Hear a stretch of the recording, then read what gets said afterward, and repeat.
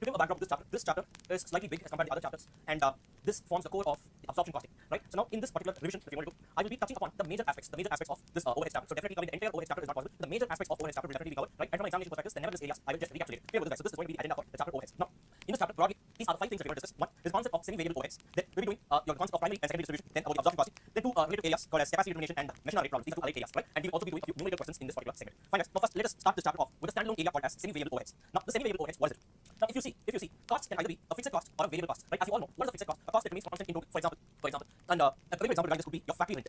Let's say I'm paying monthly rent of 1 lakh rupees to my landlord. This rent is not going to change depending on how many units I produce, right? So whether I produce 10,000 units or I produce 1 lakh units, now the rent asset is going to remain the same. Yes, guys, right? So this is an example of fixed cost. Now, what is an example of variable cost? Example for variable cost would be material cost, right? So in this case of variable cost, so what do you mean by variable cost? This cost is incurred only if I produce the next additional unit. If I don't produce an additional unit, the cost with respect to that need not be incurred. For example, let us say for me to produce every unit of a pen, I need to use some plastics that is worth 5 rupees, right? Only if I produce that one pen, I need to incur 5 rupees, right? If I produce 10,000 pens, my material cost will be 10,000 into 5. If I produce only one pen, it will be 1 into 5. In other words, variable cost remains constant on a per unit level, right? And it moves proportionately with respect to the volume. Whereas fixed cost, no, it remains constant in total. Are you clear with this? This is the basis of cost behavior pattern. Fixed cost remains constant in total, and variable cost remains constant on a per unit level. Clear with this? Now, what do you mean by semi-variable cost? Now, there could be certain costs which are neither constant on a total level, nor they are constant on a per unit level, right? These types of costs are known as semi-variable costs. Now, for all the decision-making purposes, definitely cost needs to be classified as your variable and fixed component. By the way, guys, the objective of this particular chapter overheads is actually stock valuation profit computation. This chapter on decision-making area. That's why I said this is actually a separate segment of this chapter, a unique area alone, right? In this particular area alone, we will be seeing the concept of semi-variable overheads. So it's a separate segment in this particular chapter. Once this is done, then the remaining portion of the chapter is going to be linked to the separate segment of this particular chapter. Now, for all decision purposes, I was telling you in the earlier session, that is in the cost sheet area, that for all decision-making purposes, cost needs to be classified into variable and fixed. Now, there could be some costs which are neither constant on a total level, nor they are constant on a per unit level. Now, these costs are called as semi-variable costs. Now, with the semi-variable cost, I cannot do any kind of decision-making. So what I need to do is this semi-variable cost needs to be necessarily segregated into the variable component and the fixed component. Are you clear with this? How do we go about with that? Is what we're going to discuss here. Segregating the semi-variable costs, right? So in this segment, we're going to see what are conditions to be met, right? There's something called as high low point, there's something called as simultaneous equation, and what will you go about, what will you do in case the capacity is given in terms of percentages, right? These are some typical areas where institute is testing. If you follow this particular concept comes, these are the areas that they are testing. Now, first, as I told you, fixed cost always remains constant on a total level. The variable cost always remains constant on a per unit level, and definitely 2 activity levels should be given to segregate your semi-variable cost into your variable component and fixed component. A typical example. Now, what they're saying is, when I'm producing 5,000 units, my repairs and maintenance cost is how much? 24,000 rupees. When I'm producing 8,000 units, my repairs and maintenance cost is 26,000 rupees. Now, first, tell me whether this cost is a fixed cost. Tell me whether this cost is a fixed cost. This cost is purely not constant. So this cost is purely not a fixed cost because it is not constant in total, right? Pure with this. Now, can I say this cost is a variable cost? For I have a per unit cost. So now look at this 5,000 units. What is per unit repairs and maintenance? 24,000 divided by 5,000. That gives me 4.8 rupees. Whereas at 8,000 units, it is 36,000 divided by 8,000. That is going to be 4.5 rupees. Now, if you observe here, this repairs and maintenance cost is neither constant in total, nor is it constant on a per unit level. Now, this is a clear-cut case of a semi-variable cost. So what am I going to do with a semi-variable cost? I need to necessarily segregate it into variable component and fixed component. So how will you do this? See, clearly we can understand that in repairs and maintenance, some portion is fixed, some portion is variable. So put together only this repairs and maintenance is there. Clear with this? Now, if I mix the two, I can't take a meaningful decision out of it. Hence, it necessarily needs to be segregated into variable and fixed component. How are we going to do that? Logically, tell me. Repairs and maintenance cost is 24,000 rupees if my volume is going to be 5,000 units. If I increase the volume by 3,000 units, right? What happens? My repairs and maintenance cost increases by how much? It increases by 12,000 rupees, right? It increases by 12,000 rupees from 24, it becomes 36, right? Now, can I say that this 12,000 rupees increase is nothing but the variable component pertaining to the 3,000 units, correct or not? Yes, this 12,000 rupees. See, overall, this repairs and maintenance has both fixed as well as variable limited. Now, if my repairs and maintenance cost is increasing, right? Because I'm increasing my output, it is purely because of the variable component inside. Or another way, I can say that this 12,000 rupees is nothing but the variable cost pertaining to this incremental units of 3,000. So technically, what is my variable cost per unit? 12,000 divided by 3,000. I would say that the variable cost per unit is 4 rupees. Are you clear with this? Now you take any one output level. Now, at 5,000 units output level, what is my repairs and maintenance? 24,000 rupees, correct? Right? And we know that this 24,000 rupees of repairs and maintenance has a variable component as well as a fixed component in it. So this 24,000 rupees is equal to, right? The variable component is how much? 5,000 into 4. That's going to be 20,000 plus the fixed component inside it. So now we can find out the fixed component. The fixed component is going to be 24 minus 20, 4,000 rupees. Are you clear with this? Or in other words, I can say repairs and maintenance, the variable component is 4 rupees per unit and the fixed component is 4,000 rupees in total. Are you clear with this? Now using this, I can take any kind of meaningful decision. Are you clear with this? Now look at this. This is what is a high low point. What is a high low point? When they have given a semi-variable cost, necessarily they need to give two data. That is, the semi-variable cost pertaining to two output levels needs to be definitely given. Only then you can do it. Now what do you do here? The variable component you will find out by using this formula, delta total cost divided by delta units. Or in other words, it's nothing but the change in total cost divided by change in units. If you do that, you will get the variable cost per unit of 4 rupees. Now what will you do? You go to any one output level, right? So the total cost minus the variable component gives you the fixed component. If you see here from the lower point, so 24,000 total cost minus 4,500, the variable component gives you the balancing figure of fixed cost. Are you clear with this? So this is how you segregate your variable, segregate your semi-variable cost into variable component and fixed component. And now with this, you can try to prepare the cost levels for any output. Are you clear with this, guys? Are you clear with this? So always remember, cost for all decision-making purpose needs to be represented either as a fixed cost or as a variable cost. Clear with this? If there is a semi-variable cost, segregate it into fixed and variable component, and the variable cost always makes sense only if it is represented on a per unit level. Fixed cost makes sense only if it is represented in total. Are you clear with this, guys? This is called as the high low point. Similarly, the very same sum can also be done using something called as simultaneous equation method. How will you do it? Very simple. Total cost is equal to variable cost plus fixed cost. Correct? No? Right? Because the semi-variable cost has a component of variable as well as a component of fixed. So you say that let the variable cost per unit be A and the fixed cost in total be B. Okay? So two variables we are taking. You frame an equation. This 24,000 rupees of the repairs and maintenance cost is nothing but 5,000 units into the variable cost A. So 5,000 A plus B. Similarly, this 36,000 rupees, the second output level is going to be 8,000 A plus B. Are you clear with this? So now you frame two equations. Solve the equations for the A value and B value. A value is going to be your variable cost per unit and B value is going to be your fixed cost. Are you clear with this? These are different methods in which your overall semi-variable cost can be classified into variable and fixed. So why are we seeing all these things in this particular chapter of overheads? Because generally the semi-variable cost cannot actually fit into the category of overheads. Generally other items, other indirect expenses will only be semi-variable in nature. Technically speaking, these are a part of your flexible budget area. That's why I said this particular segment of discussion alone is ideally not a part of the score of overheads chapter. Because whatever you're going to see from now on in this chapter, like primary distribution, secondary distribution, absorption, it has a completely different objective to achieve. Are you clear with this, guys? Fine. And in case they are given it in terms of capacity, you know the production, the output volume can be expressed either in units or in capacity. Suppose they are given this capacity. Let's say they are given for a 30% capacity, my total cost is 20,000. At 70% capacity, my total cost is 40,000. If they are given it like this, then using capacity levels also you can do it by taking an assumption. Now they have just said here, let 100% capacity be 100 units. In that case, 30% capacity is going to be 30 units, a 70% capacity is going to be 70 units. Now with this, what will you do? You have two levels. You have two levels of cost. You have two output levels. So now segregation will be the difference in my total cost divided by the difference in units to the variable cost per unit. That is what they have done here. Delta total cost divided by delta units. They have arrived at the variable cost per unit. Now you take any one output level, then you take the total cost from the subtract the variable component. So here they have taken yes, the first part 23,000, that is total cost, minus the variable component is what? 30 units into 500. The variable component, the balancing figure is going to be your fixed cost. So now with this they can find out that the variable cost per unit is 500 rupees and the fixed cost in total is going to be 8,000 units. Are you 8,000 rupees? Now, if you have the data,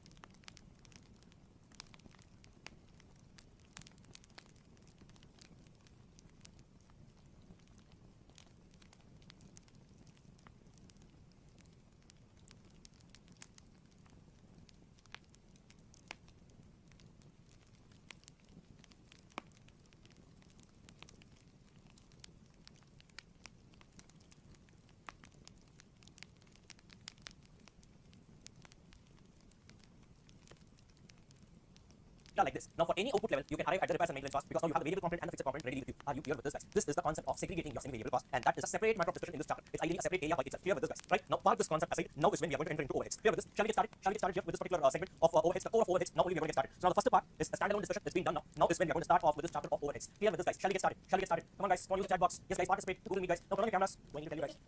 Come on, guys. Turn on your cameras, please. I tried my level best to do this VC as well. So please, guys, it's only for you. It's only going to benefit you.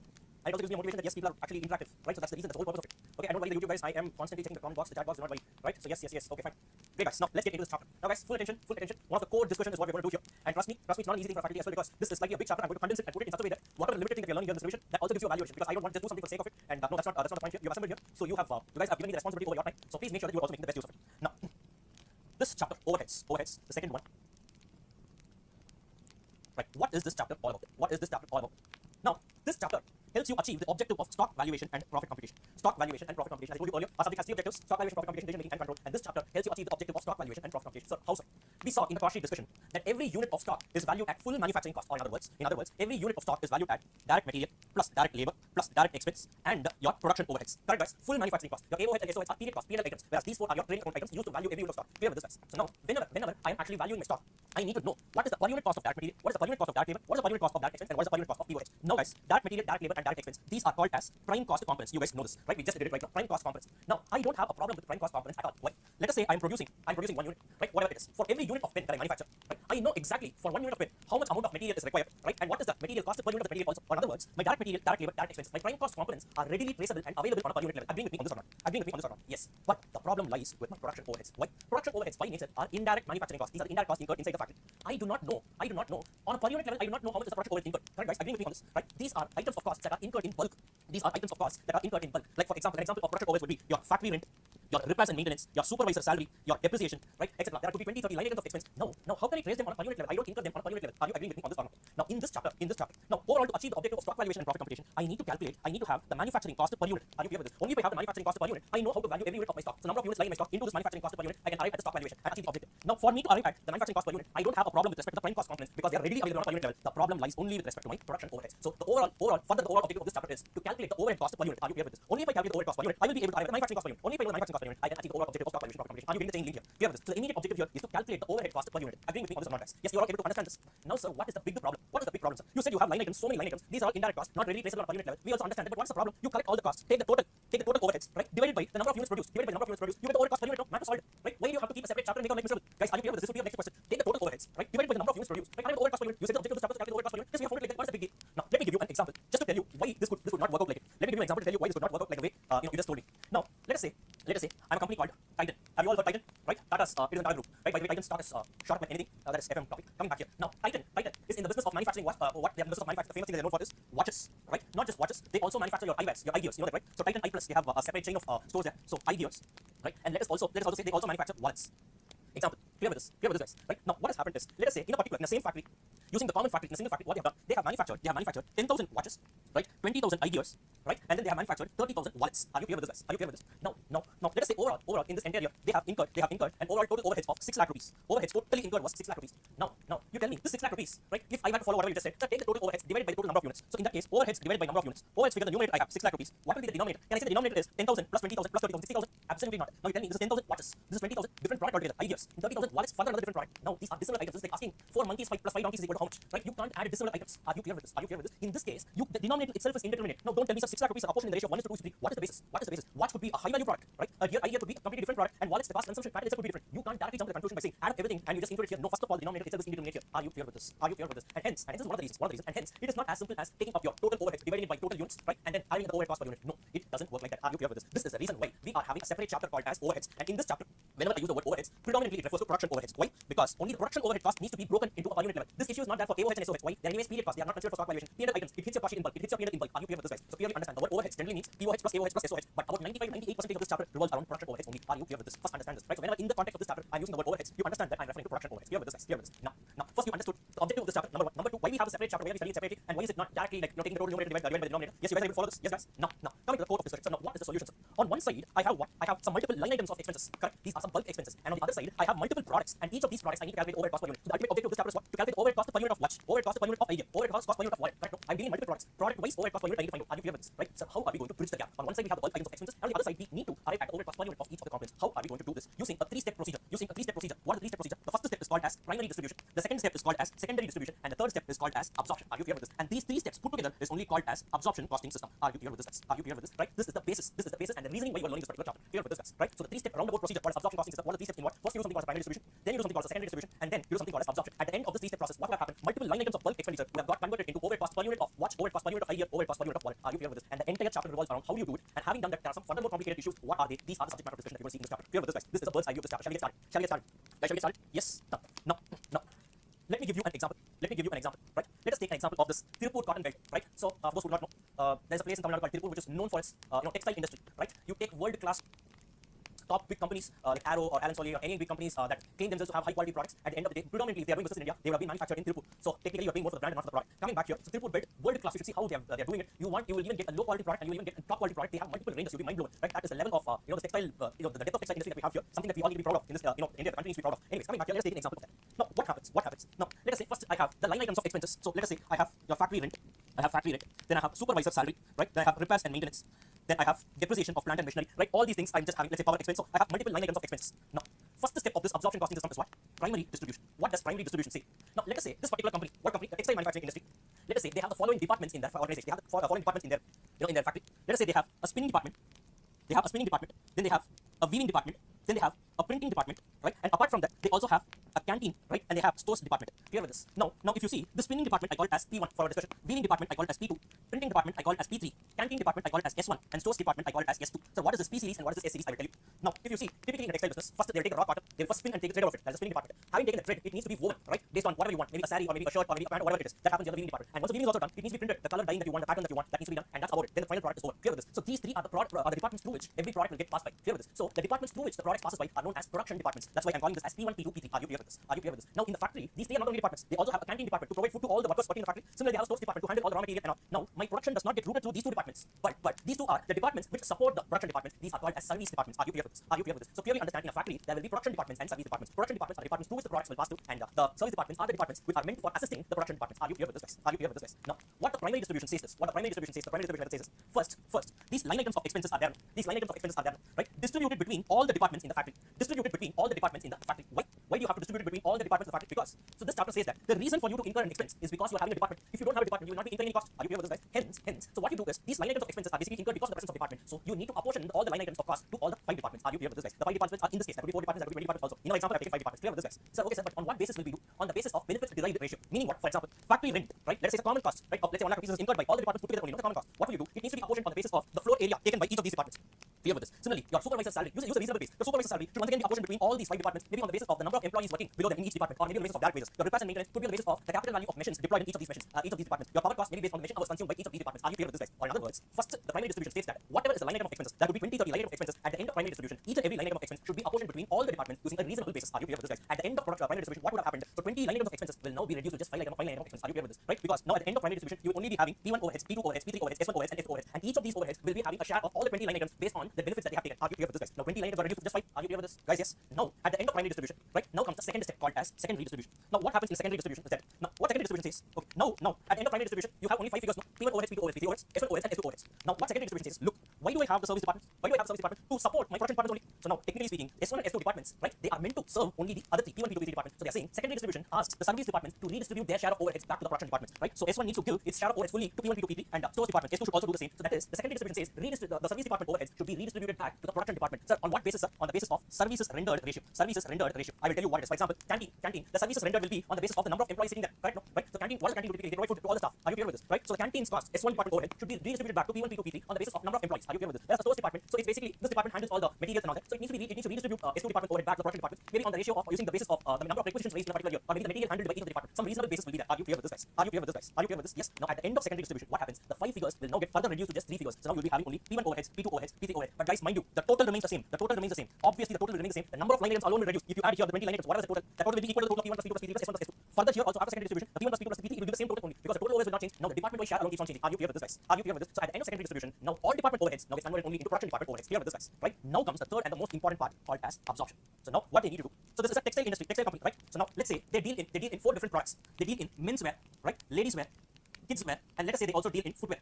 Right? Now what I need to do, at the end of secondary distribution, now I have reduced down all the line items into just 3 line items. I have 3 bulk figures with me. That P1 overheads, P2 overheads, P3 overheads. Now this I need to convert it into overhead cost per unit of menswear, overhead cost per unit of ladies wear, overhead cost per unit of kids wear, and overhead cost per unit of footwear. Now once I do this, the objective of this chapter is done, and with this I will be able to achieve the overall objective of stock valuation, profit completion. Now I got my overhead cost per unit for each of the different types of products. Ready-made training cost components are waiting for me on a per unit level. Right? Just add the production overheads per unit. You'll have the total manufacturing cost per unit. With that you can do the stock valuation, and the entire subject is done with respect to this objective. Clear with this, guys? Now here if you see I have 3 bulk figures. Now how am I going to convert this into the per unit level? That is the subject matter of discussion in the third phase called as absorption. Clear with this, guys? That is like an intricate technique. Clear with this, guys? So overall, this is the big picture of this particular chapter. This is the big picture of this particular chapter. Now if you just go through this particular material, now you will be able to understand this. Right? So now yes, the primary and secondary distribution. Okay, so let me just walk you through this. The primary distribution, this is what I told you. See what happens here is now there are multiple line items of expenses. There are multiple line items of expenses here. Correct? There are multiple line items of expenses here. So all the line items of expenses should be apportioned between what? Should be apportioned between all the departments, production and service. Correct? This is called as primary distribution. Correct? So at the end of primary distribution, so many line items of expenditure gets converted into all department overheads. Clear with this, guys? Then comes the secondary distribution. What will you do? The service department overheads are redistributed back to the production department. So at the end of secondary distribution, you have what? You have only your production department overheads. Are you clear with this, guys? Are you clear with this? Is everyone able to understand this? Right? Now let me take a small illustration. Here. Now. You look at this, guys. We'll be doing a comprehensive question with respect to this 3-step procedure. Do not worry about it. Now, guys, one more thing I want to tell you. Right, this primary distribution is fairly simple. What is primary distribution? The primary distribution is line item of expenditure need to be apportioned between all the departments using some benefit-derived ratio, logical basis. Clear with this, guys? This anyone and everyone can do. What does the secondary distribution say? The secondary distribution says that the service department overheads need to be redistributed back to the production department. Clear with this? Now, there are different methods of secondary distribution. This is very, very important understanding. There are multiple methods of secondary distribution. Now, many people know that there are different methods of secondary distribution. The problem is they do not know that there is actually a rule as to when to use which method. So if you see secondary distribution, broadly speaking, there are 3 methods. The first one is called as direct redistribution method. The second one is called as step ladder method. And the third one is called as reciprocal services method. And under the reciprocal services method, there are broadly 3 methods here. One is called as simultaneous equation method. Then you have something called as repeated distribution method. And finally, you have something called as a trial and error method. One not so good method, but anyway, it doesn't get tested much, but anyway, it's not a very good method as well. Right? Clear with this, guys? Now, there are broadly 3 methods I told you: direct redistribution, step ladder, and reciprocal services. And the reciprocal services can be done either using simultaneous equation, your repeated distribution, or trial and error method. Okay? Now, there's a rule, right? When to use which of these 3 methods? Basically, these 3 methods under the reciprocal services method will give you the same answer. That is simultaneous equation, your repeated distribution, and trial and error. These 3 methods will give the same answer, right? Under the reciprocal services method. Clear with this, guys? Now, sir, what are we talking about here? The service department overheads need to be reapportioned back to the production departments, right? Now, when to use which method is what we are talking about right now. Are you clear with this, guys? Are you clear with this? Now, look at this. First, let me take an example. Direct redistribution method. That's the first method. Now, direct redistribution method. When will you use it? Let us say I have 3 production departments, P1, P2, P3, right? Then I have 2 service departments, S1 and S2. Clear with this, guys? Right? Now, in this situation, let us say S1 is a stores department. And S2 is a repairs and maintenance department. Clear with this? Now, tell me, a stores department will provide services to the production departments. Correct or not? Yes, guys. Will they provide any service to repairs and maintenance department? No, because stores generally, stores department provides services only when the material movement is there. The material movement will not be there here for S2 or not. Correct, guys? Are you clear with this? Guys? Yes. Similarly, here S2, the service department, the repairs and maintenance department. S2 department also provides services to P1, P2, P3 only. S2 also will not provide any services to S1. Or in other words, wherever there's a situation where there is no give or take between the service departments, there is no give or take. In that case, I can use my direct redistribution method. Are you clear with this, guys? I'm repeating. When there is no give or take between the service departments, only then my direct redistribution method should be used. Are you clear with this, guys? Yes. You guys are able to understand this? Now, when do I use step ladder method? Let us say P1, P2, P3 I have 3 production departments, and S1 and S2 I have two service departments as well. Now, let us say S1 department is a stores department. S2 department is a canteen department. Now, what happens? Stores, anyways, these 2 departments will provide services to production department. That goes without saying. Because they are service departments, they are meant to serve the production department. What happens? Will stores department provide any service to the canteen department? No. What has the stores got to do with the canteen? Right? Whereas the canteen department, will they provide service to stores department? Yes, they will provide food. They will not discriminate whether you are a production department guy or a service department guy. Whoever comes in, they will serve the food. Correct? No? Right? That's our Indian culture also, by the way. Yes. So basically here, this canteen department will definitely provide service to the stores department, but in turn they will not take any service from the stores department. Or in other words, when there is either a give or take. In other words, nothing but when there is a one-way traffic, only then you should be using step ladder method. Are you clear with this, guys? What are these methods? How to do it? That we will see. But first you should know when to approach the method. Are you clear with this, guys? Are you able to understand? Right? So only when there is a one-way traffic. Right? You should be even using this method called as what? You should be using this method called as step ladder method. Clear with this, guys? Done? Now let me give you another scenario, and I want you guys to answer me properly. Now let's say I have 3 production departments, P1, P2, P3, right? And then 3 service departments, S1, S2, S3, right? Now for the production departments, for you to choose the method, you should only know the relationship between the service departments. So now let me tell you this. Let us say S1 provides services to S2, right? Let's say S2 provides services to S3, right? And let's say S3 provides services to S1. Clear with this? In this scenario, you tell me, can I use step ladder method or not? Or to put it simple, is there a one-way traffic in this question or no more than one-way traffic? So I just want an answer from you all. Come on, guys, participate in the comment section. While someone's asking, this is live. Yes. So now tell me, guys, is this a one-way traffic question or not? Is this a one-way traffic or not? Come on, guys, answer. Huh? So now this is a one-way traffic question only. Why? Look.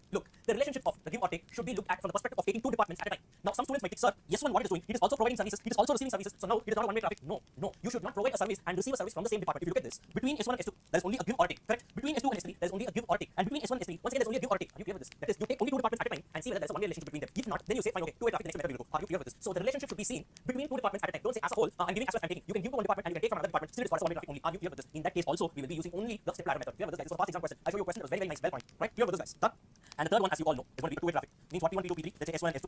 Right? And between the service departments, there is both give and a take. Let us say S1 is a housekeeping department, S2 is a canteen department. Housekeeping department means what? They will clean the place and all that. So they will also clean the canteen. Correct? So housekeeping provides services to canteen. Canteen also provides services to housekeeping department. That is a two-way relationship, two-way traffic established here. In this case, you will be going for what? You will be going for the reciprocal services method. Clear with this, guys? And whenever you have a two-way traffic, those sums can be done either using either of the three methods. There is simultaneous equation, repeated distribution, or trial and error method. Clear with this, guys? We will be seeing what these methods are, but before that, first understand when to use these methods. Clear with this, guys? First of all, we're talking about secondary distribution. Primary distribution anyway is not a problem because that is done using some reasonable basis. And that's about it. Clear with this, guys? Clear with this. Now let's go to the question. Let's go to the illustration here. So the reapportionment method. Reapportionment stands for secondary distribution. The secondary distribution method, what? That is a direct distribution method. What will you do? So they are saying this company has two production departments, two service departments, and they are saying department X, the service department, provides the services to A and B in the ratio of 3:2. Similarly, department Y also provides services to A and B only in the ratio of 1:1. Means what? Between X and Y, there is no relationship, no traffic. Clear with this? Don't say one-way traffic. See, the first method is no traffic. The second method is one-way traffic. The third method is two-way traffic. Clear with this, guys? Clear with this? No traffic. Fairly simple. So what will you do? So this is the overhead as per the primary distribution. So anyways, the line items of expenses have been already converted into all department overhead. So now what is the objective here? Right now, secondary distribution. So the service department overheads need to be given back to the production department. Correct, guys? So it needs to be given back to the production department at the end of the primary distribution. The service department should not have any overheads within this. Everything needs to be given back to the production department. Are you clear with this? So now what do I do here? This 2,000 rupees of department X, service department X, will be apportioned in the ratio of 3:2. Correct, guys? So I will reduce 2,000 here and add up 1,200 rupees share for department A and 800 for department B. Similarly, department Y share entire amount of 1,000 is being given back to A and B in the ratio of 1:1, 500, 500. Now at the end of the secondary distribution, what happens here? Department A gets a total value of 6,700 rupees. Department B gets a total value of 4,300. If you add the two, how much is it coming out to? 11,000 rupees. Correct, guys? Right? Now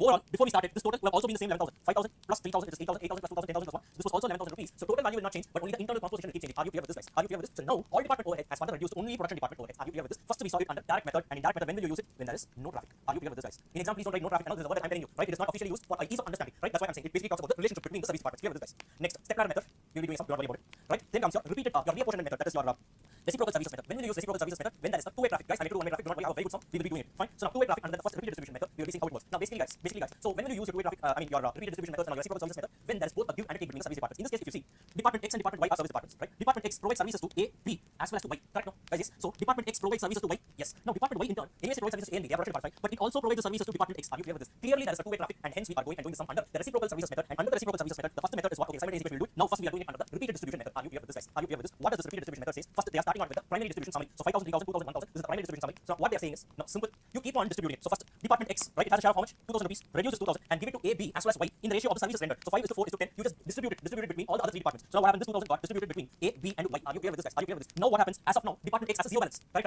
Guys, yes. Department X has a zero balance. Now department Y has how much? 1,000 originally. Plus now it got 200 rupees share from department X. Correct? Now I'm in the secondary distribution. My objective is to make my service department cost zero and give it back to everyone. Now what I do is this 1,200 rupees I need to redistribute it back to A, B, and X also. So once I do that, I give it to A, B, and X ratio 4:4:2. Now what happens? Now department X originally was zero. Now it has now got a share of how much? 240 rupees. Guys, clear with this? Clear with this? Now I was actually enjoying my position because I thought my job was over, right? Zero. But now what has happened? Again I'm getting a share from department Y. Clear with this? Now what will you do? What will you do? Once again you redistribute it. That's why it's called as repeated distribution method. Once again this 240 share, you apportion it on the ratio of 5:4:1. Now what happens? Y was zero till now, it got a share of 24 rupees. Now once again redistribute this 24 ratio 4:4:2. Now you do it. Now what happens? Now X gets a share of 4 rupees. Now keep on distributing it till the time the value is very, very nominal. Now if you see this 4 rupees, if I distribute it, once again the ratio of 5:4:1. Now if I further do it, it will exactly be 2 40% that. Yes, this is going to be 1.6 and this will be 0.4 technically. So now what they did, instead of saying 2, 1.6 and 0.4, they took this 0.4 and added it up with the B value and they made this as 0. Are you clear with this? In other words, the repeated distribution needs to be done till the time when the final value becomes very negligible and can be rounded off and given back to the production department. Now finally what has happened? X and Y became 0 and then I achieved the objective of converting the all department overheads to just a service the production department overheads. Are you clear with this, guys? This method is called as repeated distribution method. Are you clear with this, guys? Are you clear with this? Any issue here, guys? Any issue here? Right? Now if we move on to the next one. The very same sum can also be done under another good method. In my opinion, I would always suggest if there's a two-way traffic, only follow simultaneous equation. Under the question specifically asking you to do it under repeated distribution, please do it under simultaneous equation method. Now what is this? What is this? So how do you do this?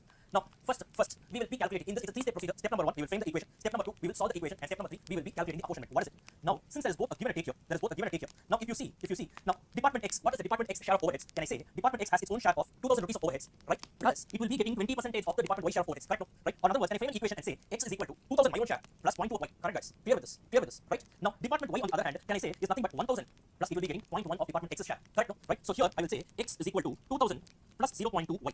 Then what is Y? Y is equal to 1,000 plus 0.1x. Are you clear with this? Are you clear with this? So now what we will be doing here is, so now you take any one of the equation. Let us take the equation number 2, right? What is equation number 2? Y is equal to 1,000 plus 0.1 into x. Now instead of x, you substitute x with this value of 2,000 plus 0.2y. So now if you do that, the entire equation will now be rewritten just in terms of y. That is one variable. You solve for this equation, you will arrive at the y value, and then substitute any one of the equation, you will get the x value as well. Are you clear with this? Are you clear with this? What is this x value and y value? Wait, I will tell you now. Now what you need to do is, so step 1 was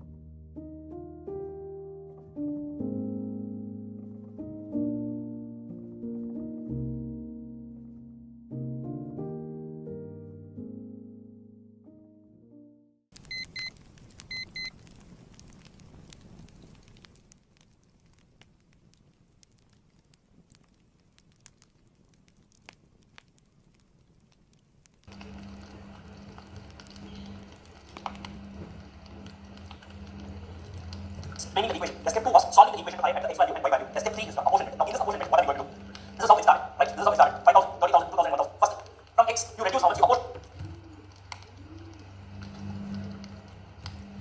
2,245 rupees. So why will I do that, sir? Why will I do that? I have only 2,000 rupees at the previous simultaneous equation method. It says, no, currently you have only 2,000. But later on, you once again get from y now that I am anticipating well in advance. And now, sir, I'm asking you to apportion 2,245. So tomorrow when you get 2,455, that will also get knocked off here. Sir, repeatedly do it. Just one time you apportion and leave it there. Are you clear with this, guys? Are you clear with this? So now, sir, you apportion 2,245 the x value in the ratio 5 to 4 1. Right, guys, clear with this, right? Now what happens? Now what happens? Y gets a share of 1,000 plus 224. This was already found out by your simultaneous equation method. Now it is happy to distribute 1 to 1,224 in the ratio 4 to 4. So if you do that, now x will be getting a share of exactly 245. Now overall, you see this gets knocked off, and finally you have only 2 department points. Are you clear with this, guys? Are you clear with this? In other words, what we did here was under the repeated distribution method. You see, what was the total value of x amount distributed? Once we distributed 2,000, then we distributed 1 now 240 rupees. Then further we distributed 4 rupees. Totally we distributed about 2,244. 2,244. Similarly, y how much we distributed? 1,200 plus 24. So only 1,224. Correct, guys? Right? So instead of doing calculating figure by redistributing it, this directly here itself is 1 now. Okay. Yes. So here directly, and by framing the equation and solving, here we found it at the beginning itself. There's no point for us to repeatedly do it. So now we start 2,244 because the round up is that. It is 2,245 and 1,244. This figure of how much you have to redistribute in total was found out at the beginning itself. Based on that, now the redistribution was done. Are you clear with this, guys? Are you clear with this? In simultaneous equation method, we can check answers. Yes, we can check the answers accurately. Yes, guys, are you clear with this, guys? Yes, you guys are able to understand this, right? This is about your simultaneous equation method. Are you clear with this, guys? There's another method called trial and error. Not great methods. That's why I'm not discussing it here right now because I'm not more than time for discussion. Clear with this, guys? If you want to just go to it, then you're starting to get it. But beyond that, every tested and not very great method. Right, guys? Right? That is about the discussion of primary distribution and the secondary distribution under direct method and under the reciprocal service method. Now, let us do some related to the step ladder method. Shall we, guys? Shall we, guys? Yes. Now, please take your question number. Question number 1. Question number 1. Yes. Question number 1. Just a minute.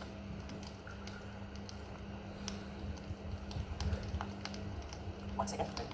Yes, question number 1. Okay, guys, please don't look at the solution. Please do not look at the solution. Now, read this question. A manufacturing company has two production departments, P1 and P2, and 3 service departments, timekeeping, stores, and maintenance. The departmental distribution summary shown for expenses of the So P1, P2, right? And then stores department overheads, timekeeping department overheads, and maintenance department overheads. Basically, what they have got us is they have the total primary distribution has been done. Department-wise overheads is being given.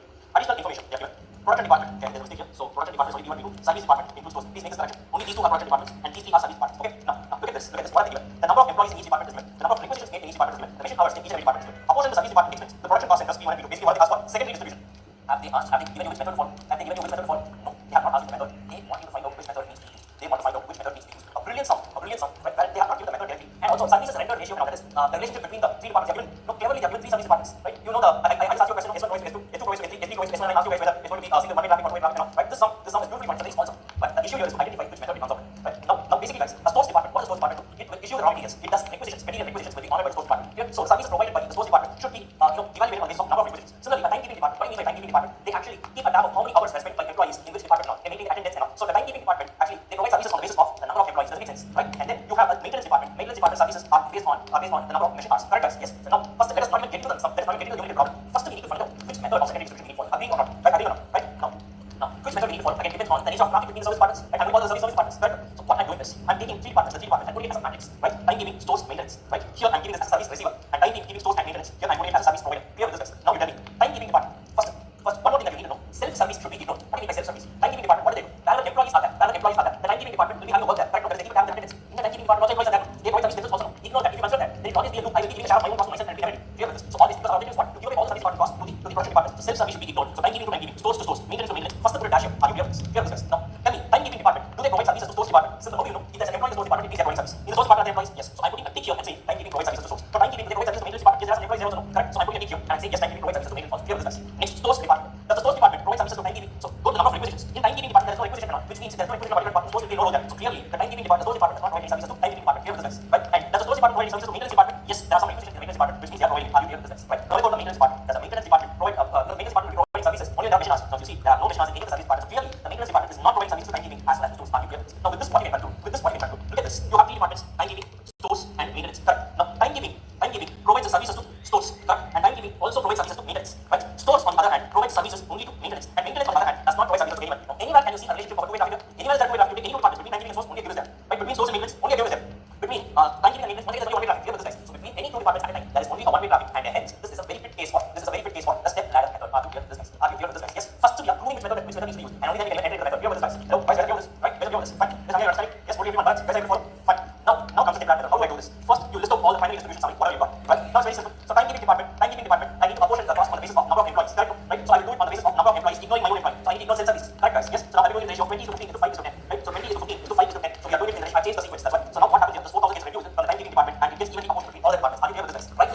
Next, what happens? The stores comes in. The stores departments, what they will do is the stores department I need to apportion on the basis of number of requisitions. So here that is going to be 12 into 10 is to 3. Here, so it's 5,800 rupees. That is 5,000 plus 800. The 5,800 department is apportioned ratio of 12 is 10 to 3. Right? Now stores department cost is also being fully apportioned. Now I have a balance between maintenance department of 3,000 plus 400 plus 696. So it will give me 4096. This amount needs to be apportioned between A and B alone.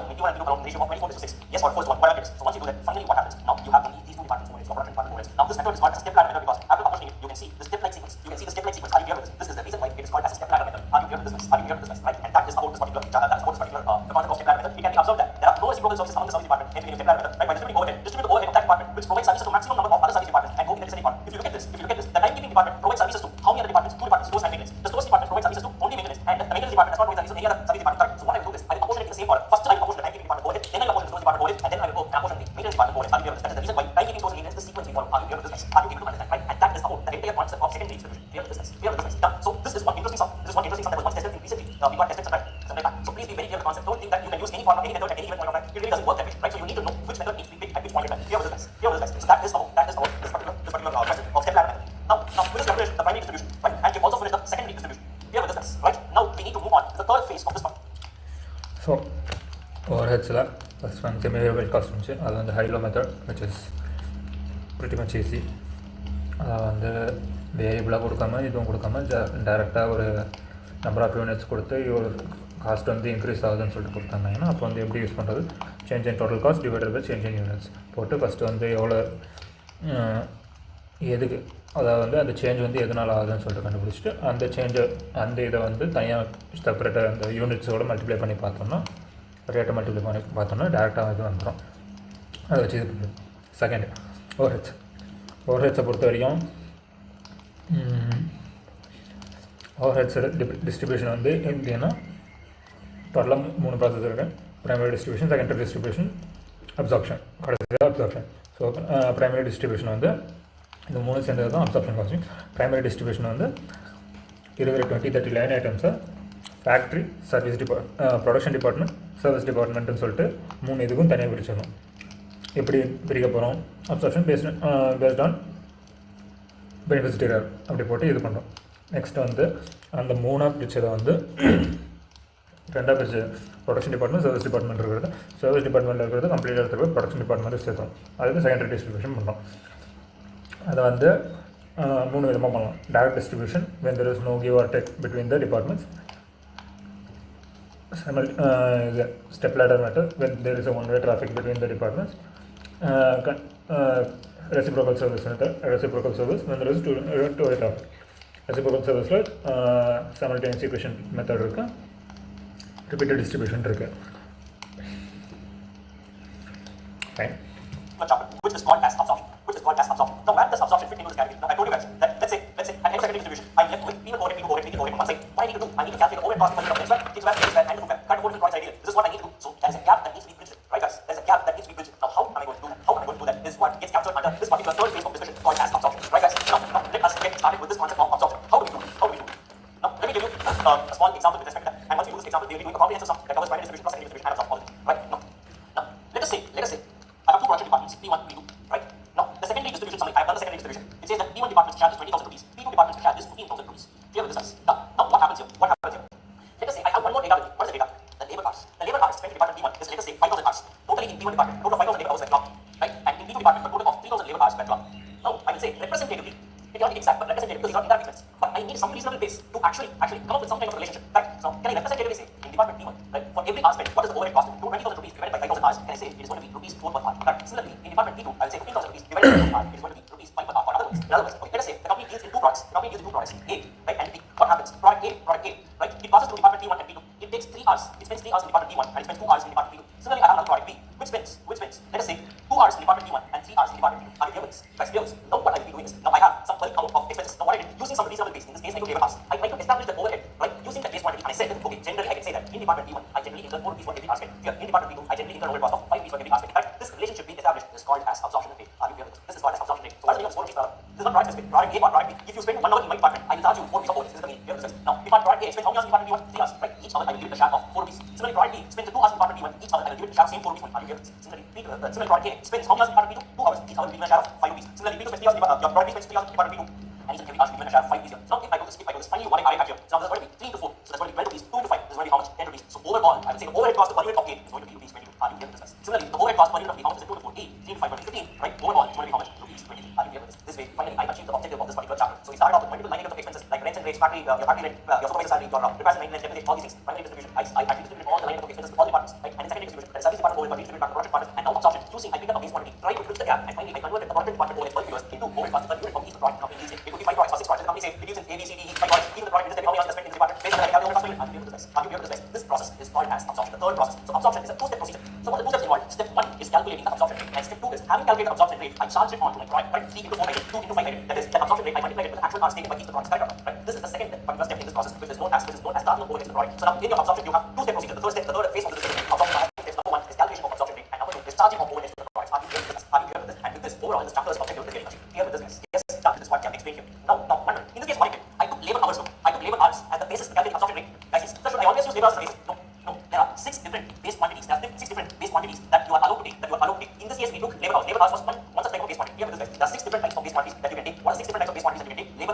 actually are the direct labor cost, direct material cost, direct labor cost, prime cost, and your production overheads. Or in other words, look, the first two are expressed in terms of hours, that is 4 rupees per hour, 5 rupees per hour. The next 3 are expressed as a percentage, that is what I do is budget overheads, right? Let us say it is material cost, let's say 20,000 rupees is the here, this is going to be my secondary distribution, right? And in the department P1, let us say my material cost overall is 1 lakh rupees. So what I will do is, so the absorption rate will be 20,000 divided by 1 lakh. So I will say generally the department P1's overheads will be 20% of the material cost, right? Because the numerator and denominator are both in rupees, it needs to be expressed as a percentage. And finally, the last method is a production units method. Production units method, directly units, right? Directly units. Suppose you have given 20,000 rupees is the department P1's overhead, and let us say overall some 5,000 units were manufactured in this department, right? That is everything put together, let's say all are like your similar items.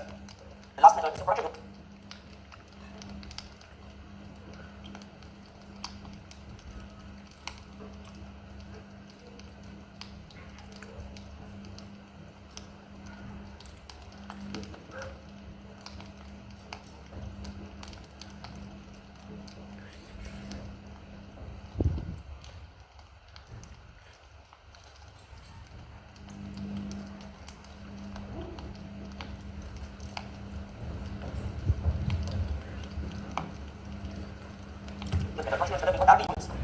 Suppose you have given 20,000 rupees to the department P1's overhead, and let us say overall some 5,000 units were manufactured in the department, right? That is everything put together, let's say all are like your similar items. Now what I will do, 20,000 divided by 5,000, I will say for every unit, let us say I will charge the overhead of 4 rupees per unit. Are you clear? Right? This way also it can be done, right? So this is the last method, the last type of base quantity that can be used. So why only 6 types of base quantity? If you notice carefully, all these 6 line items are some way or the other some direct items. When I say direct items, these 6 items are readily available in total as well as available per unit. In this example, if you see, I knew how much was the total labor hour, and I also had the labor hour on a unit level, right? Only because the fact that this given data was available at total level as well as per unit level, I could bridge the gap of converting a total work indirect cost into a product level. Are you clear with this, guys? That is, all these 6 types of base quantities are generally available both in total as well as on a per unit level. This helps us to bridge the gap of converting the bulk line item of production overheads into overhead cost per unit of each of the products. Are you clear with this? That is the reason why we have only the 6 types of base quantities in our column. So what is 6 types of base quantities? The first one was labor hour rate, mission rate, right? Then you have 3 percentages. Percentage of direct material, percentage of direct labor, and add the 2% of prime cost. Are you clear with this? And finally, you have production units method. There are only 6 different types of base quantities that can be used. Are you clear with this, guys? Right? And the moment you calculate the absorption rate, that's why you calculate from absorption rate is what? Budget overhead divided by budget base quantity. The base quantity would be any of these 6. Are you clear with this? And the moment you find that out, that is step number 1. Calculate from absorption rate. Once you find the absorption rate, that absorption rate will be multiplied with the actual base quantity consumed. In this case, what we did, we calculated 4 rupees of absorption rate multiplied with 3 hours. We will get the overhead cost of that particular department. Similarly, for department B1, 10 rupees, add the overhead cost per unit. Are you clear with this? It's a two-step procedure. Guys, are you all able to understand? Don't think the labor cost is the only basis for apportionment. Clear with this, guys? Clear with this, guys? And our absorption rate, I come to that before that before we problem. Guys, are you all understanding till now? Are you all understanding till now? Yes, this is actually,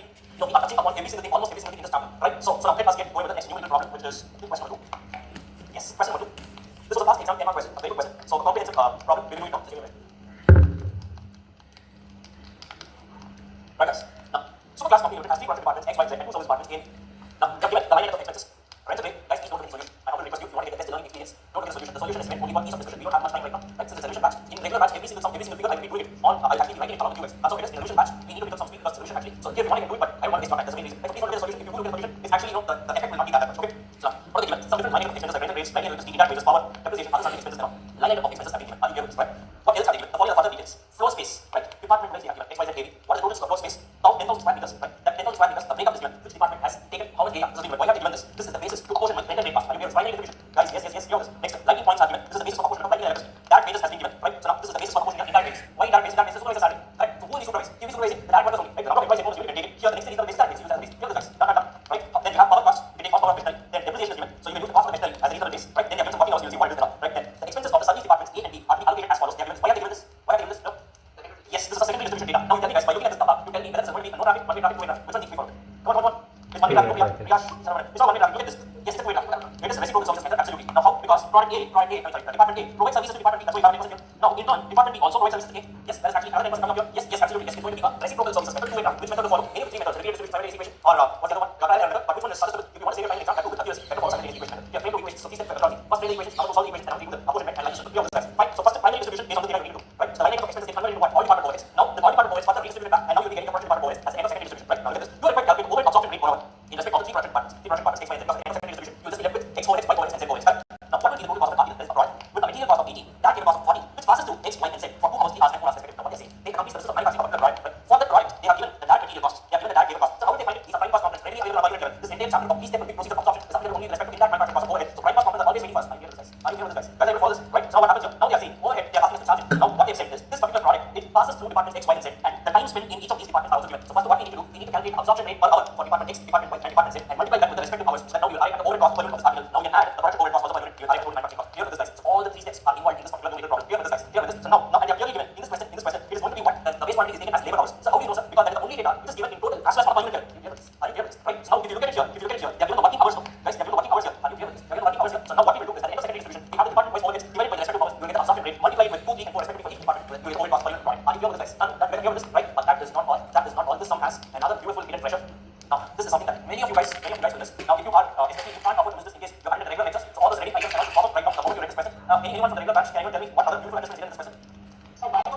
Very good, right. Now, guys, what students generally do, I will tell you. What students generally do, I will tell you. So now, in this question, what you have is primary distribution. You do not have to imagine at all that this treasure or this particular catch is being kept in the primary distribution area. We all think that how many linear expressions are there in this question? 1, 2, 3, 4, 5, 6. These 6 parts, what you will do, you will take a basis and you will apportion. But no, there's one 7th line item also in this particular question. Now, what is that 7th line item? If you look at this, so rents and rates, your linear electricity, indirect wages, power, depreciation, right? All these things there, right? Other expenses. Now look at this. Direct expenses of service department. Direct wages of service department. Now what is this? What is this? Now before that, one more doubt you many of you might have. Other expenses. Why should I apportion it on the basis of direct wages? So I apportion equally. Why should I apportion it on the basis of direct wages? Generally, this is based on the assumption that globally accepted assumption that human beings are the reason for incurring some additional costs. Hence, if you are becoming a special about other things, you don't know what is other expense, right? So many other things put together, you apportion it on the basis of direct wages. That is the logic. Now, so direct wages of service department. Why am I considering it? First of all, we have this chapter, we have overhead chapter. Now, if at all something enters into my primary distribution, what can enter? Only my project overhead figures, project overhead expenses can only indirect costs only get into my indirect costs only get into my primary distribution. Right? That wages never is a prime cost component. Why are we seeing it here? This is there now, guys. Yes. Now this is why I'm clarifying here. Now look at this. In this question, beautifully they have hidden this line item. They have hidden this line item under this category. That is, you might think that they have given direct wages in this question for the purpose of taking it as a base proportion to major line item. Now they have given this sum that X, Y, and Z are production departments, A and B are service departments. We have business. Now, no doubt, direct wages form part of your prime cost component, but not all direct wages. Let me give you an example. Let us say I'm in the business of manufacturing pens. Okay, I'm in the business of manufacturing. Sorry, okay, bro. You largely think from the perspective of the company, whether you are paying for the cook or you are paying for the chef, everything is indirect from the perspective of the product. Will the product pass to the kitchen? Guys, will the product pass to the kitchen? No. So always remember, the direct wages to the service department are considered because though they may call it direct from the perspective of service department, it continues to be indirect from the perspective of the company. I would argue with this, guys. Many students have missed this across India. So how do you know? So how do you know? That's fine. So use a lot of data. It comes once in 6 months in your student's magazine. The month immediately following the result, whatever the magazine that comes, the month of result, whatever it is. So they generally question-wise, subject-wise, question-wise, they give you an expert opinion on that. So you can see where the students are making a mistake. Now, when institute is actually pointing all the questions and all, so what they do is also they take into account because they know generally where students are making a mistake, right? And maybe a possibility for you, but institute has been taking, it has been conducting exams last 6 years, so they know where exactly students stand. And of course, costing and a lot of subjects across these subjects right from the beginning. So obviously, institute has a very good track record of where students are making a mistake, and that's the reason why I say these are very, very important. I handpick. Here with this, guys, this is one very important. If you miss to enter this into your primary distribution, then obviously this particular portion of your indirect cost will not enter into the product at all. Are you clear with this? So you will result in undercosting. So you will incur cost, but you will not charge it to your customer. Look at the impact that it can have in the real life scenario. Are you clear with this? This is the important of it. Fine. So now once that is done, so what they did was they arrived at the primary distribution. Right? That was primary distribution because of that. Now you need to secondary distribution under what method? Under your reciprocal service method, we'll be doing under your simultaneous equation. So A is going to be how much? So A is going to be 9250 plus 0.1 of B. Correct, guys? Similarly, B is going to be 3150 plus 0.1 of A. Right? So the first step was what under secondary distribution, reciprocal services. The simultaneous equation method, three-step approach. First, the framing equation. Having framed the equation, what do you now do? Solve the equation. Substitute 2 in 1 or 1 in 2. You do anything. So convert the entire equation using one variable A or one variable B. If you do that, you will get the A value and you will get the B value. Clear with this, guys? Any problem here? This solving is not a major area, but the major mistake can happen in these areas that I just told you. The first one is regarding reciprocal concepts. The second one is regarding finding out which method you need to follow and all that. Right? Now having done this, you need to do apportionment. So now what you do? First you apportion A. So 670, 3020, and 3050. Right?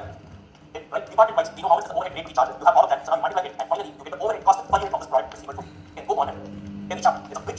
I don't believe I don't propagate speaking examples, but if at all you want to use something, you put somewhere else, not overhead, because overhead is the core chapter based on which the remaining chapters are built on. Right? Without overheads, it's not just overheads, it's not absorption costing method. If you want to study medical, you have overheads like absorption costing method. The entire, the entire is actually a technique of costing which runs parallel to marginal costing. That is the importance of this chapter. Right? It is something else. This is the backbone based on which other chapters revolve around. Your cost accounting systems, the cost sheet, in fact, all these chapters are based on this. So ideally, in my opinion, this chapter is always a must. So do not, please do not skip this chapter or do something of that sort. Are you clear with this, guys? Now you guys are getting followed by you understand.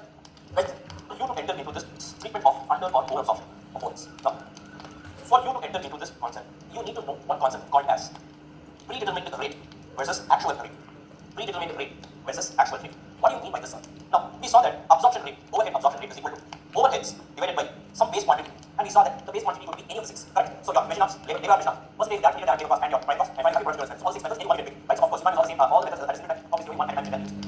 Let me give you an example, guys. Very, very important understanding. This is a conceptual explanation. Right? Without this, you can't even enter into the next area called under or absorption. You will believe. If you know it's very simple, 10 marks, like you can take 10 marks, okay, and that is the importance of the concept you want to see, right? Now, capture running notes. Now, let me just give you an example. Let's say, budgeted overheads, right, is equal to rupees 3 lakh. The budgeted hours, right, for purpose of our discussion, I'm taking the base quantity as hours. Okay, good, any base quantity, please understand that, is equal to 20,000 hours, right? Now, they have given you actual overheads is equal to rupees 30,000, rupees 3 lakh, and the actual hours is going to be, the actual hours is going to be, 15,000 hours. Now, the question here is, if you calculate the absorption rate, that is, if you calculate the absorption rate using the budget data, that is, if you take the budget numerator divided by the budget denominator, that is the budget overheads, divided by the budget hours, if you do this, then the absorption rate, since it is calculated using the budget data, it is called as a predetermined rate. Are you clear with this? Predetermined rate is also known as standard rate, is also known as budgeted rate. Now, these are alternative terms for this. Predetermined rate, budgeted rate, standard rate, these are also alternatively interchangeably useful words. What is that? Nothing but calculation of absorption rate using the budget data, right? So, if I can use the budget data for calculating absorption rate, how much is the absorption rate? 3 lakh rupees for 20,000, that gives me how much? Rupees 15 per hour. Suppose I calculate the same absorption rate using the actuals, that is the actual divided by the actual denominator. Now, that is called as an actual rate. Actual absorption rate is going to be 3 lakh divided by 20,000, so the hours is going to be how much? 20 per hour. Guys, correct? Now, just now we did questions regarding the 3-step absorption costing system, and the third step was what? Absorption. Correct? Absorption involves 2 steps inside it. Number 1, calculate the absorption rate. Number 2, charge your overheads to the product. My question to you is, the absorption Should it be a predetermined rate or should it be an actual rate? Or in other words, for the purpose of charging overheads to the product, should I use the budget data or should I use the actual data? This is the question that I'm asking. Should I use the budget data or should I use the actual data? Right? Now, while many of you might think that, sir, what question is this, sir? See, that rupees overheads are actually incurred. 3,000 hours that I've actually spent. Where is the question? Obviously, I need to use 20 rupees per hour. The actual rate only needs to be used because that's the actual cost that I need to incur. No, no. You need to necessarily use only the predetermined rate for the purpose of overhead calculation. Or in other words, whenever I say absorption rate is always calculated on budget data only. Are you clear with this, guys? Are you clear with this? There are three reasons for this. Out of which the main reason alone I will tell right now, right? Because let us not get too much into it. Generally, I need to elaborate discussion about this in my regular batch. Along with unit examples, right now, you just understand why we use budget predetermined rate as the budget data. Now, guys, what is the subject that we are learning? Cost and management, corporate short costing. Now, we are not here to do a postmortem work, right? Like accounts. I'm not undermining the financial accounts. Our financial accounts has no objective. That's why these are multiple branches of accounting. Here, it has no objective. After a transaction takes place, you record it in your books and publish the results so you can use it. That is the objective of your financial accounts. That is not what you do in cost accounts. In cost accounts, I need to concurrently value my stock. And whenever I say stock, please remember stock is not closing stock. Stock is giving you produce for the stock. Here it is. Or in other words. Now, just imagine. Can anyone tell me what is the journal entry for closing stock in your financial accounts? Journal entry for closing stock in your financial accounts? No. In your financial accounts, there is no entry for closing stock because your stock is never valued in financial accounts. It gets valued only in cost accounts. That's why all your numerical problems, all your final cost, closing stock value will be given as a separate adjustment. You plug it on the credit side of your trading account and plug it on the asset side of your balance sheet and it gets valued. That's all. It's an adjustment item. There is no single journal entry. There is no valuation of stock in financial accounts. Stock valuation is done only in cost accounts. So how why are you able to value stock? Because in costing, the moment, right, a particular entry comes out of my machine, I should immediately value it. Right? I should immediately value. Or in other words, costing cannot wait till the end of the year. Are you clear with this? So the moment a particular product, this way I'm a manufacturing company. Now I have equal material labor and I have equal all the other expenses now. The moment this bin comes out of the machine as a final product. Now I know how much amount of material is going to it. Actual is going to yes. I know every unit of bin consumes 5 grams of plastic, every gram of plastic is sold away. I know how much labor, hour was required, every hour of labor, how much I make. Actual is no. Your direct expense, how much I actually think about the The prime cost components are known in actuals. But you get it. Is the production overhead figure available on actual? The moment the product comes out of the machine, no. For me, if I were to use the actual rate, then what I should do is the moment the product comes out of the machine, I accumulate it, wait for the year end. Finally, I at my overall cost and profit and fix my selling price. Can I say, if someone comes to your shop and asks me, so what is the cost of one bin? Makes that the year is not over. Let the year get over, I get my actual data, I will accumulate everything and I will fix my selling price. Absolutely, that's nonsense. It doesn't work that way. Or in other words, the moment a product comes out of the manufacturing unit, that is the machine, I need to really value it because we pass entries for consumption of resources, not just for your revenue recognition and payment. No, we also pass entries for consumption of resources. So the lower cost, from stores, if I'm moving the materials to my, if I'm moving the materials from stores to my factory shop, that also I pass an entry in cost accounts. This does not get captured in your financial account. From one hand, if you give money in the other hand, your financial account says that is an internal transaction. I will not record it, right? That has to be counted from mutual entry. Only when the third party account. That is not the case in costing. If you consume something, the consumption is also getting tracked here. Are you clear with this, guys? Or in other words, here, costing can't be the year end. Now the moment a particular bin got manufactured, now I need to charge it with the overhead. Correct? Now tell me, will I be having actual rate the moment it comes out of the production facility? No. So what is the rate that I will be having with me? Only the predetermined rate. Are you clear with this? Or in other words, always remember whenever I say absorption rate means only budget rate or predetermined rate because costing cannot be with the year end. Are you clear with this, guys? Yes. Now what happens here? So finally, if you see, now I can classify the overheads as in the figures in terms of figures. I can classify this into three. What I will say, budgeted overheads. What is my budget overheads? In this case, my budget overhead was how much? 3 lakh rupees. Correct, guys? I budgeted to incur how much? 3 lakh rupees. On the right extreme, I have my actual overheads. What was my actual overheads? Coincidentally, in this case, there is also 3 lakh rupees. Right, guys?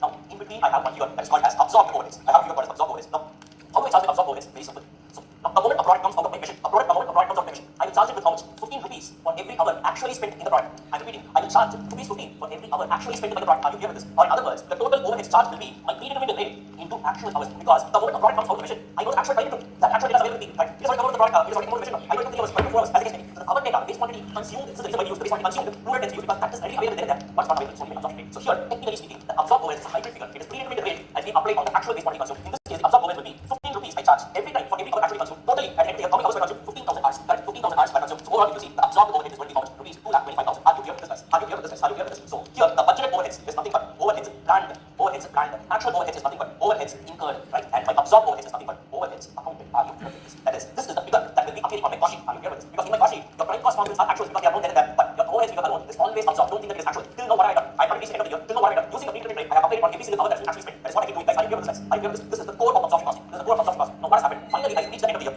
Clear with this? Finally, I reached.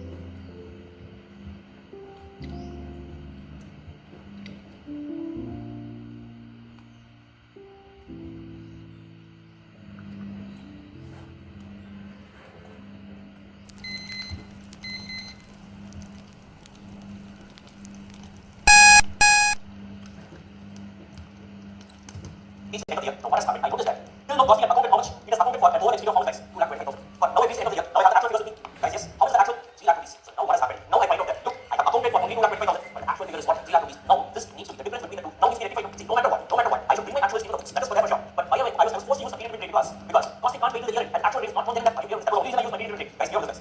So what we do here is I take my period rate, multiply with actual base and keep on doing it. At the end of the year, I find out that okay, absorb overhead is 2,25,000 means what? Costing has accounted only in the extent of 2,25,000. But at the end of the year, now I find the actual to be how much? 3 lakh rupees. So now you tell me the difference between this 75,000 rupees is there. Guys, this 75,000 rupees, I call it as under absorption. Are you clear with this? Are you clear with this? Which means what? This is under accounted. I am yet to account for the 75,000 rupees of expense. So now guys, equally there's a chance for a scenario of over absorption happening. Right? The absorb overhead would be 3,50,000. In that case, 3,50,000 minus 3 lakh, 50,000 rupees over absorption. Are you clear with this? I know the whole breakdown cost. Are you clear with this? In this case of under absorption, I need to introduce fresh cost because as of now I have accounted for 2,25,000 rupees. So now what has happened? I should have accounted for 3 lakh. So now at the end of the year, I pass the rectification entry. So that rectification treatment is only called as concept of under over absorption. Guys, are you clear with this? Now all this concept of under over absorption, why do we have? Because we are forced to use something called as a period rate. And I take the actual rate. My absorption actual figure is same.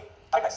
This is happening purely because of period rate. Even the hours are actual. The rate alone is actually a budget rate. So purely because of the use of period rate, I'm forced, which I'm forced to use because of this only. That happens to be the difference between overhead accounted and overhead incurred, which needs to now be bridged by using the concept called as under or over absorption. Are you clear with this? Are you clear with this? Done. You guys are able to understand this. Right? This is the concept of under or over absorption. So for our explanation purpose, I will take under absorption and explain. Similarly, you understand that is the case of over absorption. Now, what do we do with this? This particular under or over absorption. How do we deal with this? 75,000 rupees is there, right? It now needs to be accounted for. Guys, yes, hear this. Now, if you see, what would have happened is, now, basically, the production overhead is it a trading account taken from P&L account taken? It is a trading account taken. That's another word. It's a manufacturing cost, product cost, correct? Yes, guys. So, technically, what has happened till now? If you see my trading account, there's nothing called trading account now. Costing, but to make you understand and say, till now, costing has recorded only for 2,25,000 rupees. Correct, guys. With respect to production overhead. Now, you have a trading account. Now comes the question.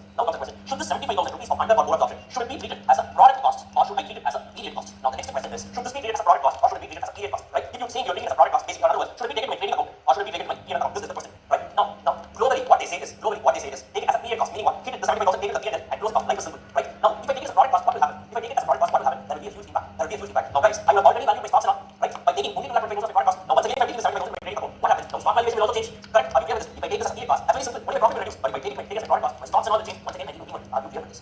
So, what should we do, sir? Now, this is where in India, what we follow is, hey, don't jump to a conclusion. 75,000 rupees in this case is under absorption, right? So, what our Indian cost accounting standards now say is, now, do not jump into a conclusion. First, the 75,000 rupees is there. This is an under absorption. See, why the 75,000 rupees of under absorption is there? Classify it into two, right? So, let us say, out of this 75,000, right, 5,000 rupees difference was due to genuine price changes, inflation, sir. So, originally, I prepared this period rate, I arrived at 50 rupees per hour. By taking into account that overall factory rate not really so much, but genuinely because of inflation, there to the extent of 5,000 rupees, there was a deviation. Balance 70,000 rupees, I'm just giving you an example, was due to inefficiencies of the company's side. Are you clear with this? So, I'm repeating, there was a 75,000 rupees of difference that is under absorption. Now, they have found out that out of this, 5,000 rupees is due to normal reasons, is due to normal price changes, and 70,000 rupees is due to abnormal reasons. This abnormal reasons could be what? The inefficiencies and so on. Are you clear with this? Maybe our staff took more time, or they are actually not that efficient, they took more leave, so they're explaining so many things. Clear with this, guys? Now, what they are saying, under or over absorption, to the extent attributable to normal price changes, should be treated as a product cost. Are you clear with this? And the under or over absorption, to the extent attributable to all other reasons, not abnormal reasons, inefficiencies, should be treated as a period cost. Are you clear with this? When I say period cost, directly take it to the costing period account and make it fully explained in the current year. Are you clear with this, guys? Are you want to understand this? You guys are able to understand this? Now comes the major problem regarding the product cost. So, now I'm freshly introducing this 5,000 rupees as a product cost. Wouldn't that be a problem? Now, my stock valuation, everything will change. Yes, it will change. Now, to put things in a much better manner, let us go back to the flow of costs which we saw in the cost sheet area. Right? Where I told you all the costs are debited here. Now, as of now, the production overhead figure that I would have debited here was how much? 2,25,000 absorbed figure. Correct, guys? Guys, are you able to follow this? This is a very intricate discussion. Right? Generally, this alone might take 4 to 3 sessions in the regular lecture. So please be careful. I'm condensing it because the revision batch. Right? Now, look at this. So as of now, by the end of the year, I noticed that till now I have accounted for only 2,25,000 rupees here. Now they are asking me to further account for this 5,000. That is treated as a product cost. This 70,000 anyways is going to be that's not a problem. They are saying, sir, now you should also treat this 5,000 rupees as what? As your product cost. Now, what is the issue here? Now, already throughout this during the course of the period, what I have done. So all these things will be there. Right? Your overall cost is there. So a portion of it is the cost of production. A portion of it is your closing WA. Right? And then in your FG ledger, what you have, this cost of production would have gone. Then you have some opening FG also. Right? Opening FG plus cost of production is a total which available for sale. Out of this, partly some units would be sold. Partly some units remains unsold. Here is, in other words, if you see, technically speaking, I would have valued my closing WA. Right? Then this cost of production represented by way of costs and closing FG. In other words, these three figures would have been valued only by considering 2,25,000 as my production overhead. But at the end of the year, now they are saying, no, this 5,000 should also be treated as a product cost. Now what will happen? Now to the extent of this 5,000 rupees, I need to know once again reach the unit between these three parties because now the direct cost here, ultimately these three are not going to get affected. Are you clear with this, guys? Are you clear with this? Guys, are you all able to understand this? Right? So what happens here is, your under or over absorption to the extent attributable to price level changes, which is now treated as a product cost, will impact your three different accounts. Or in other words, will impact three different people. Who are these three people? Your units sold represented in your cost of goods sold, your units unsold represented in your closing FG, and your incomplete units. Are you clear with this? Why this happens? Because till now I consider my new heads as 2,25,000. Now suddenly they are asking me this to consider 5,000 rupees also. When are they asking me to at the end of the year? By then I have already valued all the costs of cost not being treated. Now at the end of the year they say this 5,000 rupees is genuinely because of price level changes. Go and change it. Now I need to give its impact on these three ledgers. Are you clear with this, guys? Are you clear with this? And how will I do that? Very simple. So now here if you see this 5,000 rupees is under absorption to be treated as a product cost. Guys, correct? Right? Now I'm just putting it up here. Right? This product cost that we saw in our example is how much? 5,000 rupees. Right? It needs to be distributed between how many people? 3 people. Who are the units sold represented by way of COGS, right? Units unsold represented by way of FG, and your closing WA, that is incomplete units. Now let us say they are given 4,000 units of 4,000 units were sold, right? 750 units were unsold, and let us say 250 units were incomplete equivalent units. This data is given. Now what you will do? You will apportion this 5,000 rupees, the extra of this under or over absorption attributable to your normal reasons will now need to be given to these three people in the ratio of the units that are available. Are you clear with this, guys? Are you clear with this? How do I do that? Now you can directly do it now. That's 5,000 distributed in the ratio of 4,000 is to 750 is to 250. You can directly do it, guys. But wait, institute has introduced one concept called as supplementary rate. So difficult or nothing. What you need to do is add the 3. How much is it? 5,000 units. Right now. Hello, guys. Yes, Ramya. What do you guys following? Yes. Now what you're saying is add the total units. How many units are there? 5,000 units are there. They are saying first you calculate something called as supplementary rate. Supplementary rate is how much? So your under absorption we treat it as a product cost. That is 5,000 rupees. Divided by the total number of units, 5,000 units. So every unit should get a share of how much? 1 rupee. Are you clear with this? Now multiply this 1 rupee with each and every respective volume. So now you will get costs should be increased by 4,000 rupees. Your closing FD should be increased by 750 rupees, and your WFD should be increased by 250 rupees. Now what has happened? The respective lectures have also taken an impact, and now we can find the close rules. Are you clear with this, guys? Are you clear with this? Always remember with respect to under or over absorption. First, you compare what? How you find under or over absorption? Absorbed overheads gets compared with actual overheads. Correct? Now under or over absorption will be that. How you treat? First find out the reasons. Normal reasons, abnormal reasons. Abnormal reasons are taken preempted. Normal reasons mean what you need to do is you need to distribute it between 3 parties: units sold, units unsold, and your incomplete units. That is costs, closing FD, and closing WFD. And how will you do it? Based on the units that are lying in the respective areas. That directly you can do, but institute wants you to do it using something called supplementary rate. Nothing rate here. Instead of directly proportioning, you indicate also as a rate and proportion. Are you clear with this, guys? Are you clear with this, guys? Right? And once this is being done, finally this entire adjustment of under or over absorption will be over. Are you clear with this? Are you clear with this, guys? Yes. Now what we will do is now we will take one numerical example in this regard. We will take one numerical example in this regard. Now because the past 10 mark past exam 10 mark question, I think in 2 consecutive patterns the same question or a similar question was tested back to back. That is the importance of this concept because this is the hard piece or the core of absorption concept. So this is something that is an evidence, right? Fine, guys. So now let's go and do this. Let's go and do this here. Please take question number 3. Yeah, please take question number 3. Now look at this. Look at this. In a manufacturing unit, overhead was recovered at a predetermined rate of 20 rupees per labor hour. Right? So predetermined rate is what budget overheads divided by budget is 1. Now the total factory overheads paid and the labor hours actually worked at 45 lakh rupees and 2 lakh labor hours respectively. During this period, 30,000 units were sold. At the end of the period, 500 units were kept in stock while there was no opening stock kept. So 20 into 2 lakhs is equal to 40 lakhs. though there were no stock of uncompleted units at the beginning of the period, at the end of the period there were 10,000 uncompleted units which may be reckoned as 50% complete. Means what? 10,000 units 50% complete is equivalent to 5,000 units 100% complete. Are you clear with this? So clearly you can say that units sold. How many units were sold as? 30,000 units. Units unsold, that is my FG stock. How much is it? It is going to be 5,000 units, right? And my closing WIP, how much is it? 10,000 50%, another 5,000 units. Why do I need all these things? To the extent of normal price changes, it needs to be proportional between these three things. Clear with this, guys. Next, the accountant was able to copy the following information. The actual factory overhead included the following items. Now what they said? So 125,000 rupees paid to workers was 5 period under hour. 25,000 rupees was for penalty. 1,000 rupees obsolete stores now written off. 10,000 rupees paid to consumables related to 5 periods now paid after settlement for dispute. 2 lakh rupees of factory overhead paid was still paid in non-recoverable terms. On analyzing the reasons, it was found that 60% of the unabsorbed overheads were due to defective planning and the rest was attributed to an increase in the overhead cost. How unabsorbed overheads be treated in cost account? Past exam 2 3 come as a 10 mark question. This is a core of absorption cost because though it might look as if it's just an under or absorption, for you to know this you need to know the concept of the predetermined rate is actually. Are you clear with this, guys? Now first can anyone tell me what is the total overhead actually incurred? Guys, come on, quick question. Tell me, what is overhead actually incurred? How much was the overhead actually incurred? How much was it? 45. Okay, sorry, 1 second. Yeah, you guys want to tell me how much the overhead actually incurred? Guys, give me 4 percent. Come on, everyone. 45 lakhs, 45 lakhs, 45 lakhs, 45 lakhs, 45 lakhs. Okay, and now don't ever tell me the CA exam certificate. It is just that you have ignored. Read the question carefully, guys, and tell me where you want now. Read the question carefully and tell me where you want now. There is no point in saying that exam certificate. See, most of the things you are not observing carefully. Read the question carefully. This is like 11th standard error that you have made. 11th standard mistake that you have made. Yes, 2 lakh not accounted. Now look at this, guys. Total factory overhead paid almost 45 lakhs, and at the end of the year, 2 lakh overheads was still payable. They are not following cash system at all. Right? Actual overheads equals how much? 45 plus 2, 47. Are you clear with this? It is 47 lakhs. First step itself, if you make a mistake, it is like operation success patient paid only. You have done the correct answer for a wrong figure. No point. As far as the chain error, they will not give you answers. They will not give you answers. They will not give you 1 mark. Most of the time, you will like you and you will review 2 marks for the previous question. Right, guys, come on, guys. This is not fair. This is not fair. Now, don't take me wrong. Don't take me wrong for saying this, but please be careful. It is okay to make a mistake here. Doing the exam hall 6 months is no joke. Right? So please be extra careful when you are reading the question. This means everything for you. This should be a word. Clear with this, guys. Fine. So first we start off with 45 plus 2. First of all, overhead actually equals 47. Right? Now from this, remove all these figures. Anyways, they are all some abnormal items. They are anyways going to be taken here. Costing period only. They are ideally not a part of your routine overheads generally incurred. Clear with this, guys. So remove it off. Remove it off. So minus 125, 25, 40, 10. Remove all these things. So net the production overheads actually incurred is only 45 lakhs. Clear with this. What am I going to do with these figures? These figures, they have by mistake included in production overheads. They are not production overheads. Basically, they are all some extraordinary items. Right? So abnormal items. So anyways, they should have been taken here, but by mistake they are included in your production overheads. So now we subtract. Technically speaking, 45 lakhs is going to be your net production overheads actually incurred. Clear with this. Oh, now some students will come and say, sir, this only you were saying, right? I didn't ask for that. I just asked what the overhead actually incurred. Coincidentally here, this sum total and this sum total is matching. So this total match along with it. Okay, so okay. That's why you're saying. Until now you're saying 45 lakhs still because of this earlier. Okay, and I should do yours. Okay, fine, guys. Jokes apart, but yes, if you made this honestly, that is fine. But please be clear. You don't make this silly mistakes. It is really, it is going to cost you an 6 months. Anyways, guys, coming back here. So this is going to be my net production overheads actually incurred. Correct? But what is the overhead absorbed? What is the overhead absorbed? So what is the overhead absorbed, guys? So overhead absorbed is going to be, yes, they have given us a predetermined rate of 20 rupees, right? Multiply it with the labor hours actually spent. So 20 into 2 lakh. I'm going to get the absorbed overhead of how much? 40 lakh rupees. So overall, I know that 5 lakh rupees is under absorbed overhead. I now need to come and account for it. Are you clear with this? Are you clear with this? Any problem?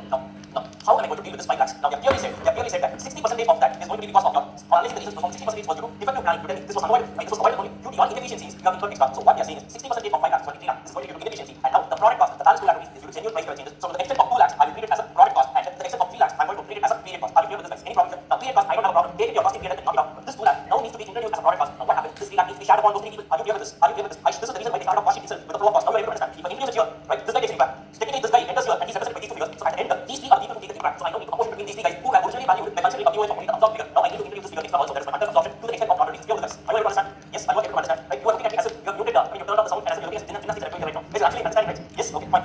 Okay, guys, fine. So now what you now need to do is, now we've got units sold, units unsold, and incomplete units, 30,000, 5,000, and 5,000. So we can just add it up here. 35 and 5 have a total of 40,000. So first we need to calculate what the supplementary rate. Remember, the supplementary rate calculation is that only for the under absorption attributed to the normal reasons. That is the one that's treated as a product cost. So take this 2 lakh, that is under absorption treated as a product cost, divided by total units. units of 40,000, you get 5 rupees is the under absorption share that we need to give for every unit. So multiply it with the respective units. So now what happens? The value of MG, the value of COGS, and the value of closing WAB gets increased by 1,50,000 to 25,000 and 25,000 respectively. This way, the 2 lakh rupees that I now accounted for has been given to these 8 evil property. Are you clear with this, guys? Are you clear with this, guys? Yes, you guys are able to understand this? You guys are able to understand this? So technically speaking, now how do you account for this is that overall you have an under absorption of how much? 5 lakh rupees, right? So this under absorption of 5 lakh rupees. Out of this, what has happened? Now, cost of goods sold I have given a share of how much? 1,50,000. MG I have given a share of how much? 25,000. WAB I have given a share of how much? 25,000. And the period cost component of 3 lakh that anyways I take it to my costing unit, 3 lakh rupees. Are you clear with this? So now I pass the rectification entry and finally I can close my books. Are you clear with this, guys? Are you clear with this, guys? Yes, you guys are able to understand. And because of this reason, basically guys, some of you might be wondering, sir, this is literally cost of goods sold. Why is it cost of sales? Because I'm taking cost of goods sold, right? Plus AOH plus SOH, anyways it needs to enter the cost of sales only, right? So that's why if you see, you'll be seeing the cost from the chapter. Now your cost of there's no legit part is cost of goods sold if you want it, but anyways you receive it from the MG and give it to cost of sales. So you give via media ledger, so directly they take it to the cost of sales later because it becomes a fixed cost. Clear with this, guys? So now what happens is because of this adjustment, now what happens is my profit comes down to the extent of 3 lakhs and 1 lakh. See, this 1 lakh 50,000 is my manufacturing cost getting expired. My manufacturing cost expires to the extent of cost of goods sold, right? This cost of goods sold gets knocked off against my current revenue, right? The 3 lakh anyways immediate cost, the cost is knocked off against my current revenue, guys, correct? So 1 lakh 50 plus 3 lakh, 4 lakh 50,000 rupees is adjusted against my current revenue, right? So my profit comes down from 4 lakh 50,000 and to the extent of this 25,000 it remains unexpired. It escapes to the next year. Are you clear with this, guys? Are you clear with this? Because these are value in the stocks. Clear with this, guys? Clear with this, guys? This is how you need to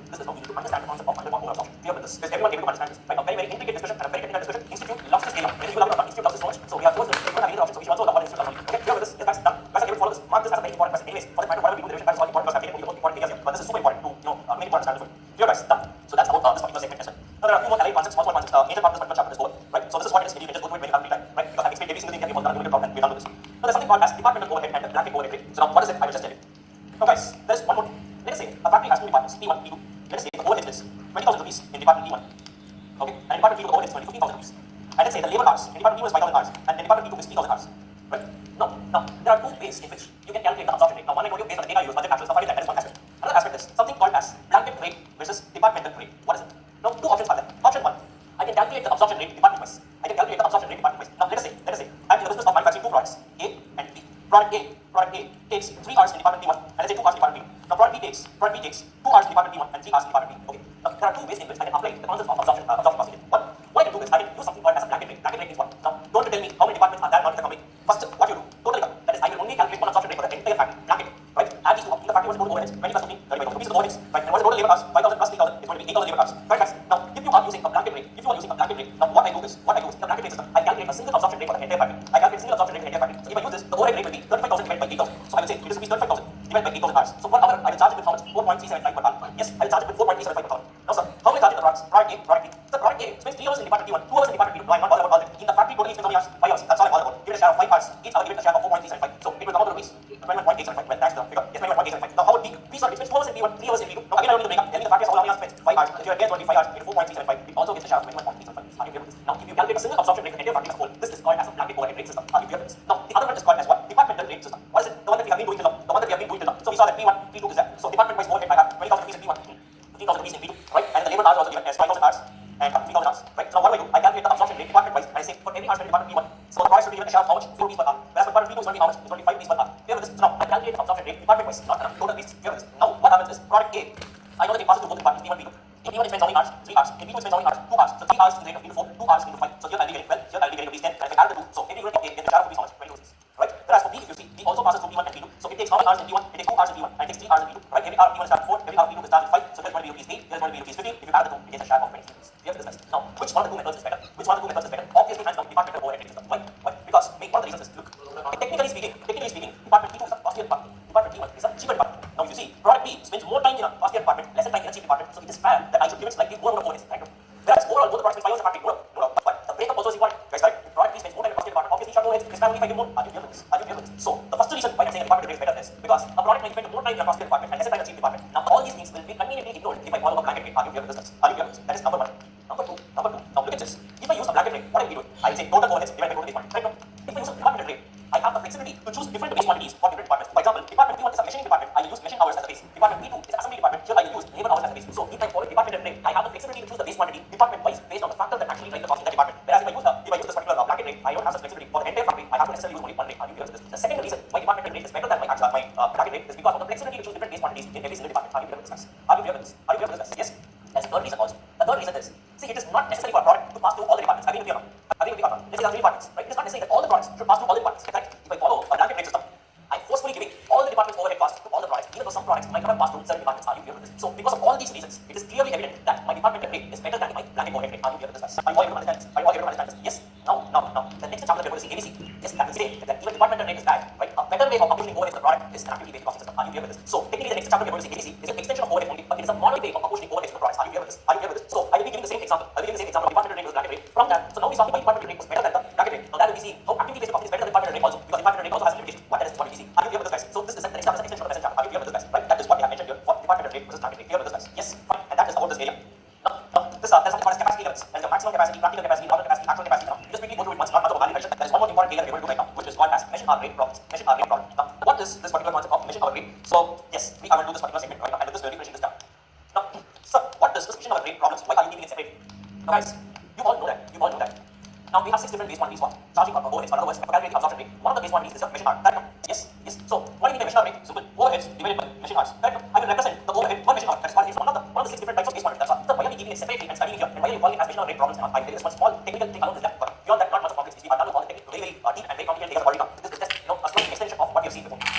Now, what happens? What happens? So generally we know that your manufacturing costs are of two types. One is your prime cost components, the other one is your production overheads. Your prime cost components are readily available on a per unit level, where the production overheads is not available on a per unit level, but we convert it to the per unit level by using a three-step procedure called as absorption costing. So that is what we will see now. Correct, guys? Yes. Basically, your prime cost components will have what? Direct material and direct labor and all. Guys, right? Hello? Yes. Now, in some industries which are heavily technology-driven, highly mechanized industries, they will consider direct labor also as a part of production overheads. They will consider direct labor also as a part of production overheads. So, do not worry, it's a standard area. We will give you the question and answer, right? Now, sir, what is it, sir? Can you give us an example? Yes. Now, let us say a company is in the business of manufacturing wooden doors.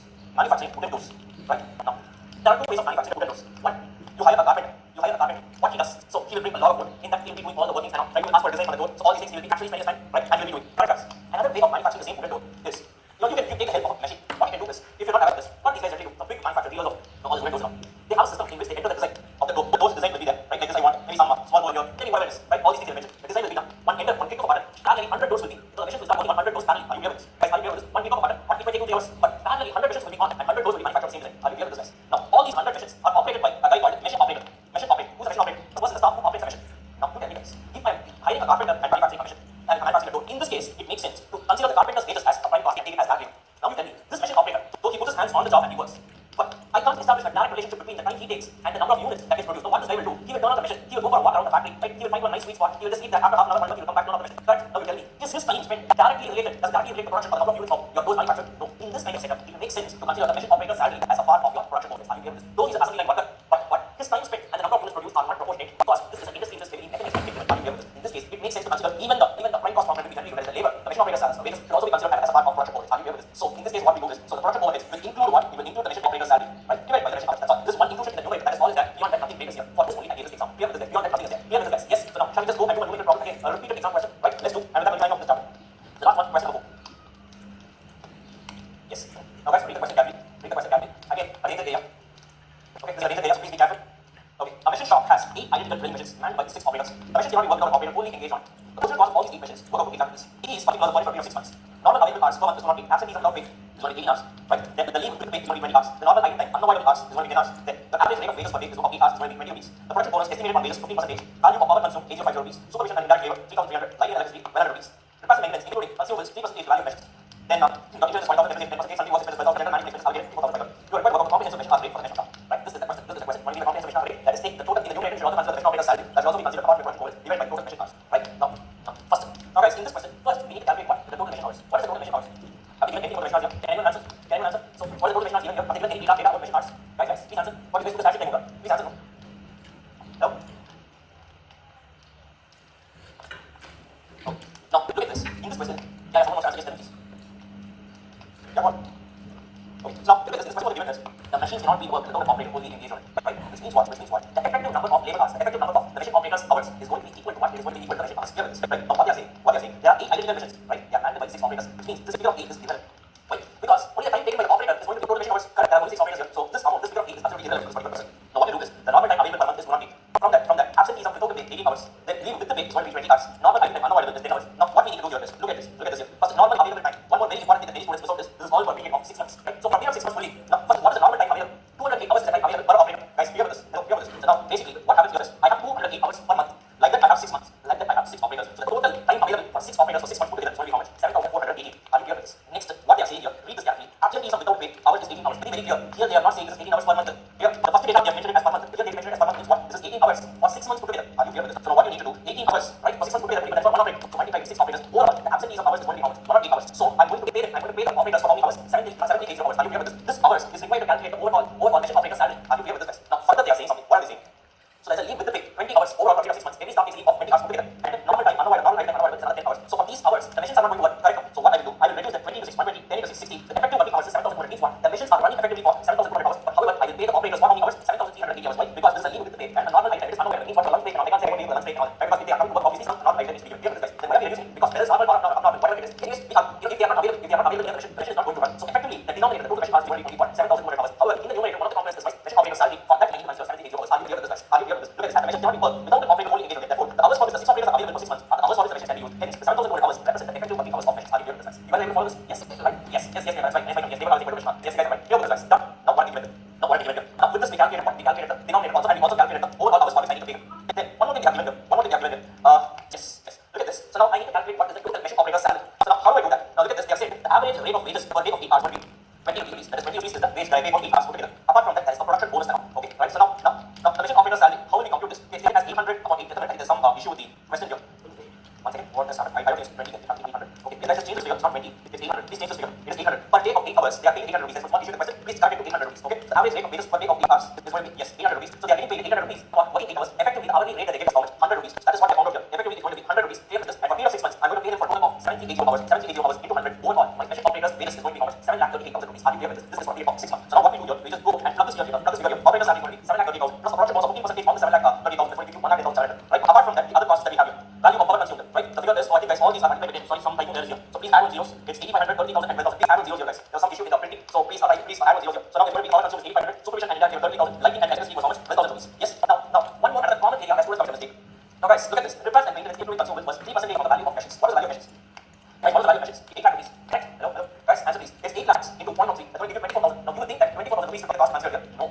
See what they have given. These are funded for a period of 6 months. What is funded for a period of 6 months? Only up to this number here. Given for a period of 6 months. So all these data are assumed to be given per annum, which means you need to now convert it into a 6-month figure. So basically what you need to do is here if you see repairs and maintenance, please take 8 lakh into 1 by 6 by 12. You get 12,000 rupees here. Similarly insurance is 40,000 for 1 year, 6 months, 20,000. Depreciation 10% on 8 lakh into 1 by 2. That's 40,000. Similarly Sunday was expenses 12,000 into half. That's 6,000. And general management is supposed to be 54,520 into half 1 by 2. 27,265. You add up everything, you get the denominator and you get the numerator. The total cost that needs to be apportioned. Right? So the total cost divided by the mission hours. What is the mission hours? The mission hours divided as 7,200. You divide it 2. Now you get a comprehensive mission rate of 149.90, which means what? Every time a product passes through the machines, for every hour spent, I will be charging a lower rate of 149.90. And what was mentioned in this question here, we have also considered the mission operator's salary, which ideally, which still now we are saying as part of prime cost component, it is now being included as a part of your production overhead. Are you clear with this, guys? That is how this particular chapter. Are you clear with this, guys? Are you?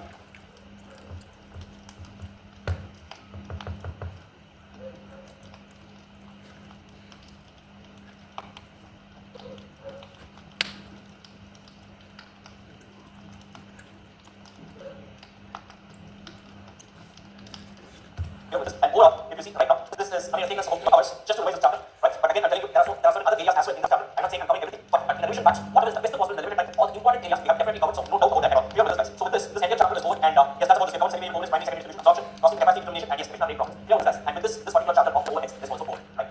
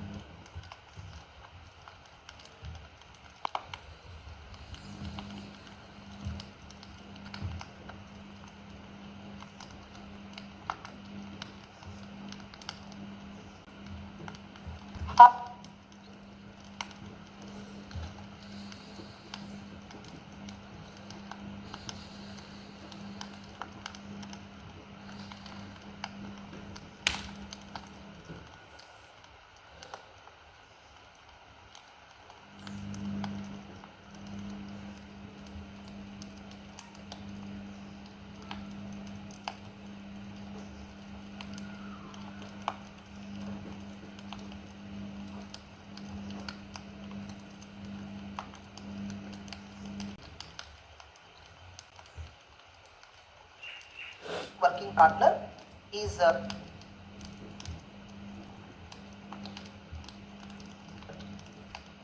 yes, let's revise the income from house property, which is the second head of it. And the charging section is 22. I get it. So what the charging section says annual value of any property or land attached to it, nothing but land is okay. Provided SSE is owner, then only the annual value is taxable to tax. Remember, in house property, it's not the revenue is taxable daily, it's the annual value. So whatever revenue you are getting, let us not, we should not straight away tax it. What is taxable is the annual value. What is annual value? How to figure out annual value? First of all, before I go into that, okay, suppose I am holding some house as short I'm real estate person. Suppose I have a house property. When I am holding the house property transaction, then I'm using one exception. However, certain property is not taxed. When the SSE uses the property or part of it for their own business or profession, then that portion is excluded from taxable. So if I am having a house property, nothing but building. If I am using it for my own business or my own profession, then that part is not treated as house property. That part is treated as building in DDP. You can get depreciation on that. Because the maintenance, tax, everything, you can never set I already covered DDP with that one. So which will get it. Okay, next. Suppose I'm a real estate person. I'm having short all of this. What is my position? Because I'm not using it for my business. I can to sell it. Not using it for my business. What about them? For 2 years. The annual value will be treated as nil for 2 years. From the end of the year, which completion certificate is obtained. Provided the property is not rented during the 2 years. The real estate person who is having buildings and flats has not been paid for 2 years. We will not apply house property after. After 2 years, we will apply house property after. That's it. Get it? So now, opposite was suppose I'm having a house. I'm renting house along with furniture. Either the tenant can go together or they can go. Right? The renting is inseparable. Inseparable means what? Either you can go or you can't get it. Sir, my building along with furniture rent. Building rent is 20,000. Furniture rent is 5,000. Total 25,000. Breakup is available. Don't take the 20 tax and house property tax and other things. No, you should not tax it. See whether this can be rented separately. Means if the tenant don't want money, he wants only house. Can he take it? Such a kind of option is not there. Tenant has to be both compulsory. That is the value. Then we call it as composite renting. We call it as composite renting. And rent is composite rent. Straight away is tax plus income or other sources. Suppose the renting is separable. Separable means what? Tenant says I don't want this. Furniture says I have money. What about the furniture? Take it. Only house. Contract is called a separable contract. Divisible contract. Divisible contract is there. Then only building value. The building rent. The building rent. What we are getting? You tax it on house property. He also purchases second rent. The furniture is taxed on other sources. Nature is one. You can take whichever you want. Only house property. If the furniture is one, you can take. You don't have purchase. You use it. It's such a kind of flexibility is there for the renter. Then each component is taxed under perspective. Such flexibility is not there. Two components are straight taxed under other sources of PGP. That's it. Okay. Next. So how to calculate income from house property? By default, everyone has to follow this format. By default, everybody has to follow this format. In example, you follow only this format. How to calculate? You know, in example, you should calculate calculation of income from house property. Yes, first you should calculate what? Gross annual value. What is gross annual value? We have discussed below. How to compute gross annual value? Getting gross annual value. How to compute using it? From that only calculation. Gross annual value. Only calculation. Because of annual value is taxable. That is what gross annual value. That is what gross annual value. From that reduced principal taxes paid. Here, paid means actually paid. Cash basis only. Whatever principal taxes, property taxes, water taxes, sugar taxes, you pay first that is not from the year. Whatever you actually pay, that you pay as deduction. Then whatever it is, net annual value. Some amount to it. Now, in house property, the house no buildings, buildings, expenses, value, maintenance, insurance, all that. You won't get any deduction. You will get only 2 deductions. Standard deduction, which is 30% of the yearly. On this, apply 30% value. That won't be it. Then another deduction is interest on borrowed loan. How to calculate interest on borrowed loan? That I will explain it. In house property, if you are able to understand gross annual value discussion, if you are able to understand interest on borrowed loan, these two calculations you understood. I'm telling you house property master. Pakka full marks question. Pakka full marks question house property. If you understand these two elements, you can do house property any kind of problem. Now, before I start this, suppose if the house property is self-occupied by the state, okay, I am not renting it now. See, there is a concept called straight away NAV you can take as zero. There is a concept actually has section called 23. Inside that we have 23 subsection which talks about NAV calculation. 23 subsection which talks about NAV directly zero. Subsection 2 and subsection 3. Both of these calculations what? NAV you can straight away take as zero. Then you know. Then NAV you can straight away take as zero. Two conditions must be met. One, either the property is self-occupied or property should be vacant. 12 months is it. Okay. For 6 months is the corporate, 6 months is vacant. For 9 months is the corporate, deal is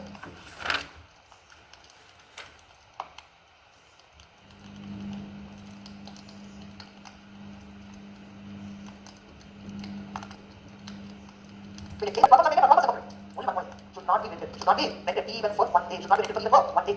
Should not be rented for even 1 day. You should not get any benefit there. You should not get any benefit from that property. You should stay or it should be self-occupied. If these two conditions are satisfied for that house, you can straight away start calculating income from NAV. Don't even compute yearly. Straight away compute NAV is zero. Now, this kind of facility is there for 2 such properties. This kind of facility is there for how many properties? 2 properties which satisfy both these conditions. Yes, I can straight away start the property NAV is equal to 0.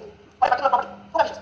That will be self-occupied or occupied, and you should not get any benefit. Property should not get benefit. You should not get any benefit. You should not get any benefit. Don't restrict something. Some of the company has the company has not defined. Okay, they don't tell you housing facility, housing accommodation. I don't know if you take from rented something. I don't know housing facility. Take my house as take what you don't know. You pay the same house as accommodation. Oh, yes, I'm only staying in this house from that house. You are getting some benefit from this property. If you are getting benefit from this property, you cannot call it as SOP. If you cannot call it as SOP, NAV is equal to 0 cannot be. If NAV is equal to 0 cannot be. You should compute GAV. If NAV is equal to 0 logic, do not obey. You should compute what? GAV. Now, by the way, for how many properties SC can NAV is equal to 0? 2 properties. Both the properties must satisfy 2 conditions. One, it should be self-occupied, not rented, not rented, all 2. No benefit should be from that. NAV is equal to 0 for 2 kinds of properties. Sir, yes, I'm 5 houses, 5 spaces, 5 houses, 5 houses, we have. Okay, all the conditions, 5 houses. All the 5 houses, not only 6. He's not rented at all. Can he pay for all the 5 houses? NAV is equal to 0. No, only for 2 houses. Out of 5, any 2 houses you can pay NAV is equal to 0. Remaining 3, you must treat them as even rental property. You must treat them as even rental property. And further, you have to compute GAV. And you already know, even rental property. Gross annual value is expected rent only. Gross annual value is expected rent. Don't calculate it. How to calculate rent? 12 months are, how many months you should calculate? Ownership period, all the variables discussed. So for GAV, your BMOV, GAV should calculate straight away expected rent. In house property, I say question knowledge and illustration of the task questions. Benefit, 3 houses information will be given. You can't the instructor also. Benefit, you have to consider 2 houses as SOP, 1 as GAV. Or the 2 options you compute and see which option is best for you. Remember, which option is best for you? Fine. I have to better. Let me discuss interest on housing, interest on housing, all that. Once I get about how to solve the house property also discuss. Remember, interest claim reduction. In house property, interest reduction is that is subject to equal tax risk or optional tax risk. Okay, that is the point. Even the BGP, in salary, every time we discuss equal tax provision, respect to this, you also discuss equal tax provision, respect to this. So, now, when we get NAV is equal to 0, those 2 conditions are not satisfied. You cannot get NAV is equal to 0. That is what you should do. You should compute GAV. Now, how should we compute gross annual value? Very simple. Gross annual value is computed in 3 steps. First step, calculate expected rent. Remember, the charging section says annual value is taxable. How much you are charging? See, you are charging rent which is more than value, then rent is taxable. You are charging rent less than value, the value is taxable. So, clearly not operator value. How much the property can be given? Step 2, calculate actual rent received. Step 3, gross annual value. Step 1 or step 2, whichever is higher. Straight away, higher of step 1 or step 2, whichever is higher. However, there is one scenario. But value, step 1 or step 2, whichever is higher. Straight away, higher of step 1 or step 2, whichever is higher. However, there is one scenario where gross annual value, we will take it as step 2 only. Where gross annual value will be actual rent received, which is computed under step number 2 straight away. Okay, so gross annual value is computed in 3 steps, right? First you complete step 1, expected rent. Then compute step 2, actual rent received. Don't worry, I'll explain detail. Step 3, by default generally what you can go for, step 1 or step 2, whichever is higher. But in some scenarios, gross annual value is equal to step 2 only. When up rule, see, I am telling you how to solve the problem directly. More than logic in the revision, solving ability is what most important for you to learn. You know, suppose you calculated step 2 answer. Suppose you calculated step 2 answer. This is the step 2 answer. And you also calculated step 1 already. Suppose if step 2 answer is lesser than step 1. Step 2 answer is lower than step 1. One more condition. Property remained vacant during the relevant year. In the relevant previous year, getting it, the property was empty for certain months. Then just to do a cross verification, just to do one small suppose if step 2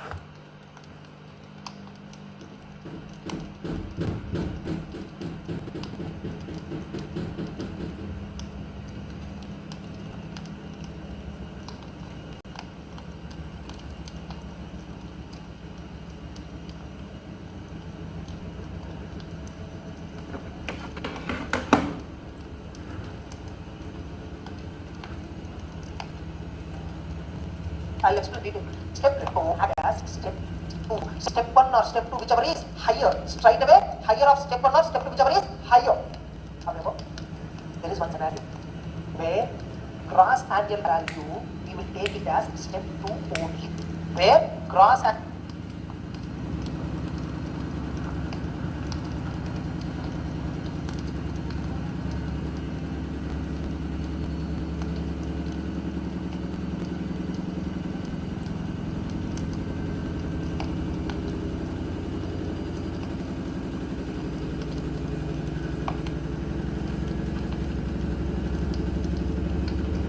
value will be actual rent received, which is computed under step number 2 straight away. Okay, so gross annual value is computed in 3 steps, right?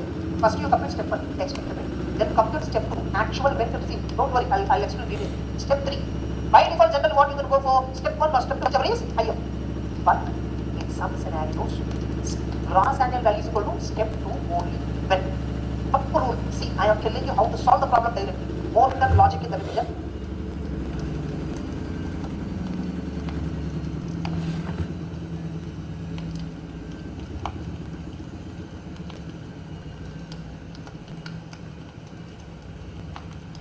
Solving ability is what most important for you to learn. You know, suppose you calculated step 2 answer. Suppose you calculated step 2 answer. This is the step 2 answer. And you also calculated step 1 already. Suppose if step 2 answer is lesser than step 1. Step 2 answer is lower than step 1. And one more condition.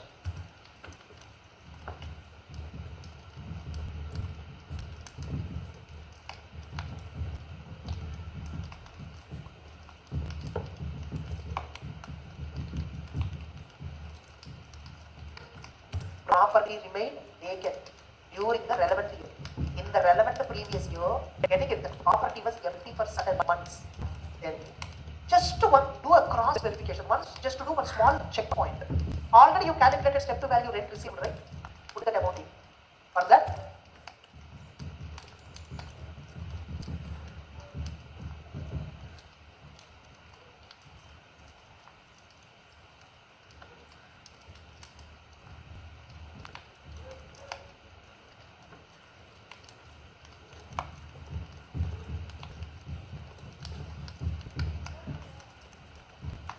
vacancy period rent. Vacancy period means what? Some 2-3 months property was idle, no? If at all it is not idle. If at all it is not idle, for these 3 months if at all rented, how much rent you will get added? Now, how much would be the actual rent if at all there is no vacancy? Calculate.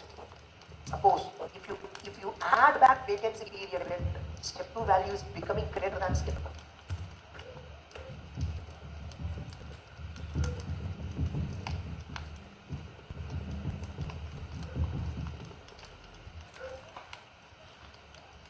If you do not add vacancy period rent, step 2 value is less than step 1.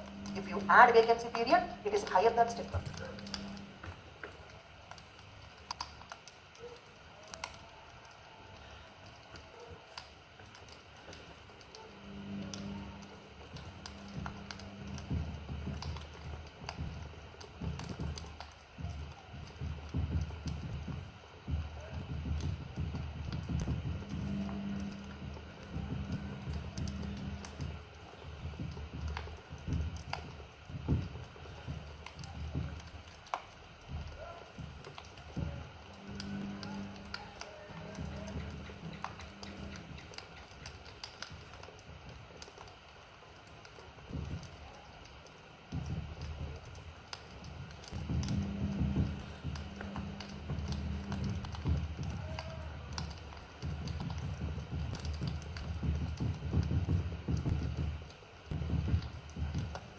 If you do not consider vacancy period rent, it is lower than step 1, which means because of vacancy, our actual step 2 answer is lower than step 1. If vacancy, step 2 is lesser than step 1, sir, I am not renting cheaply, I am renting super.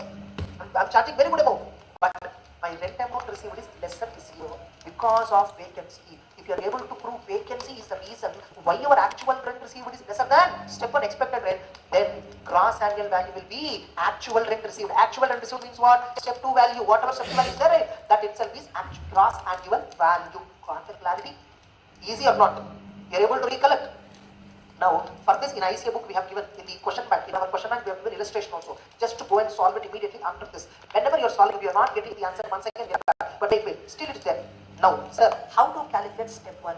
How to calculate step 2? Step 3, relatively we understood better. Once again, I will cover step 3. Once we cover step 1, step 2, understanding. Now, how to calculate step 1? Step 1 means what? Expected rent you should calculate. Expected rent. Tell me, if I am owner for 12 months in this year for a house, 12 months I can expect rent. No, basically, suppose I purchased the house only on 1st October.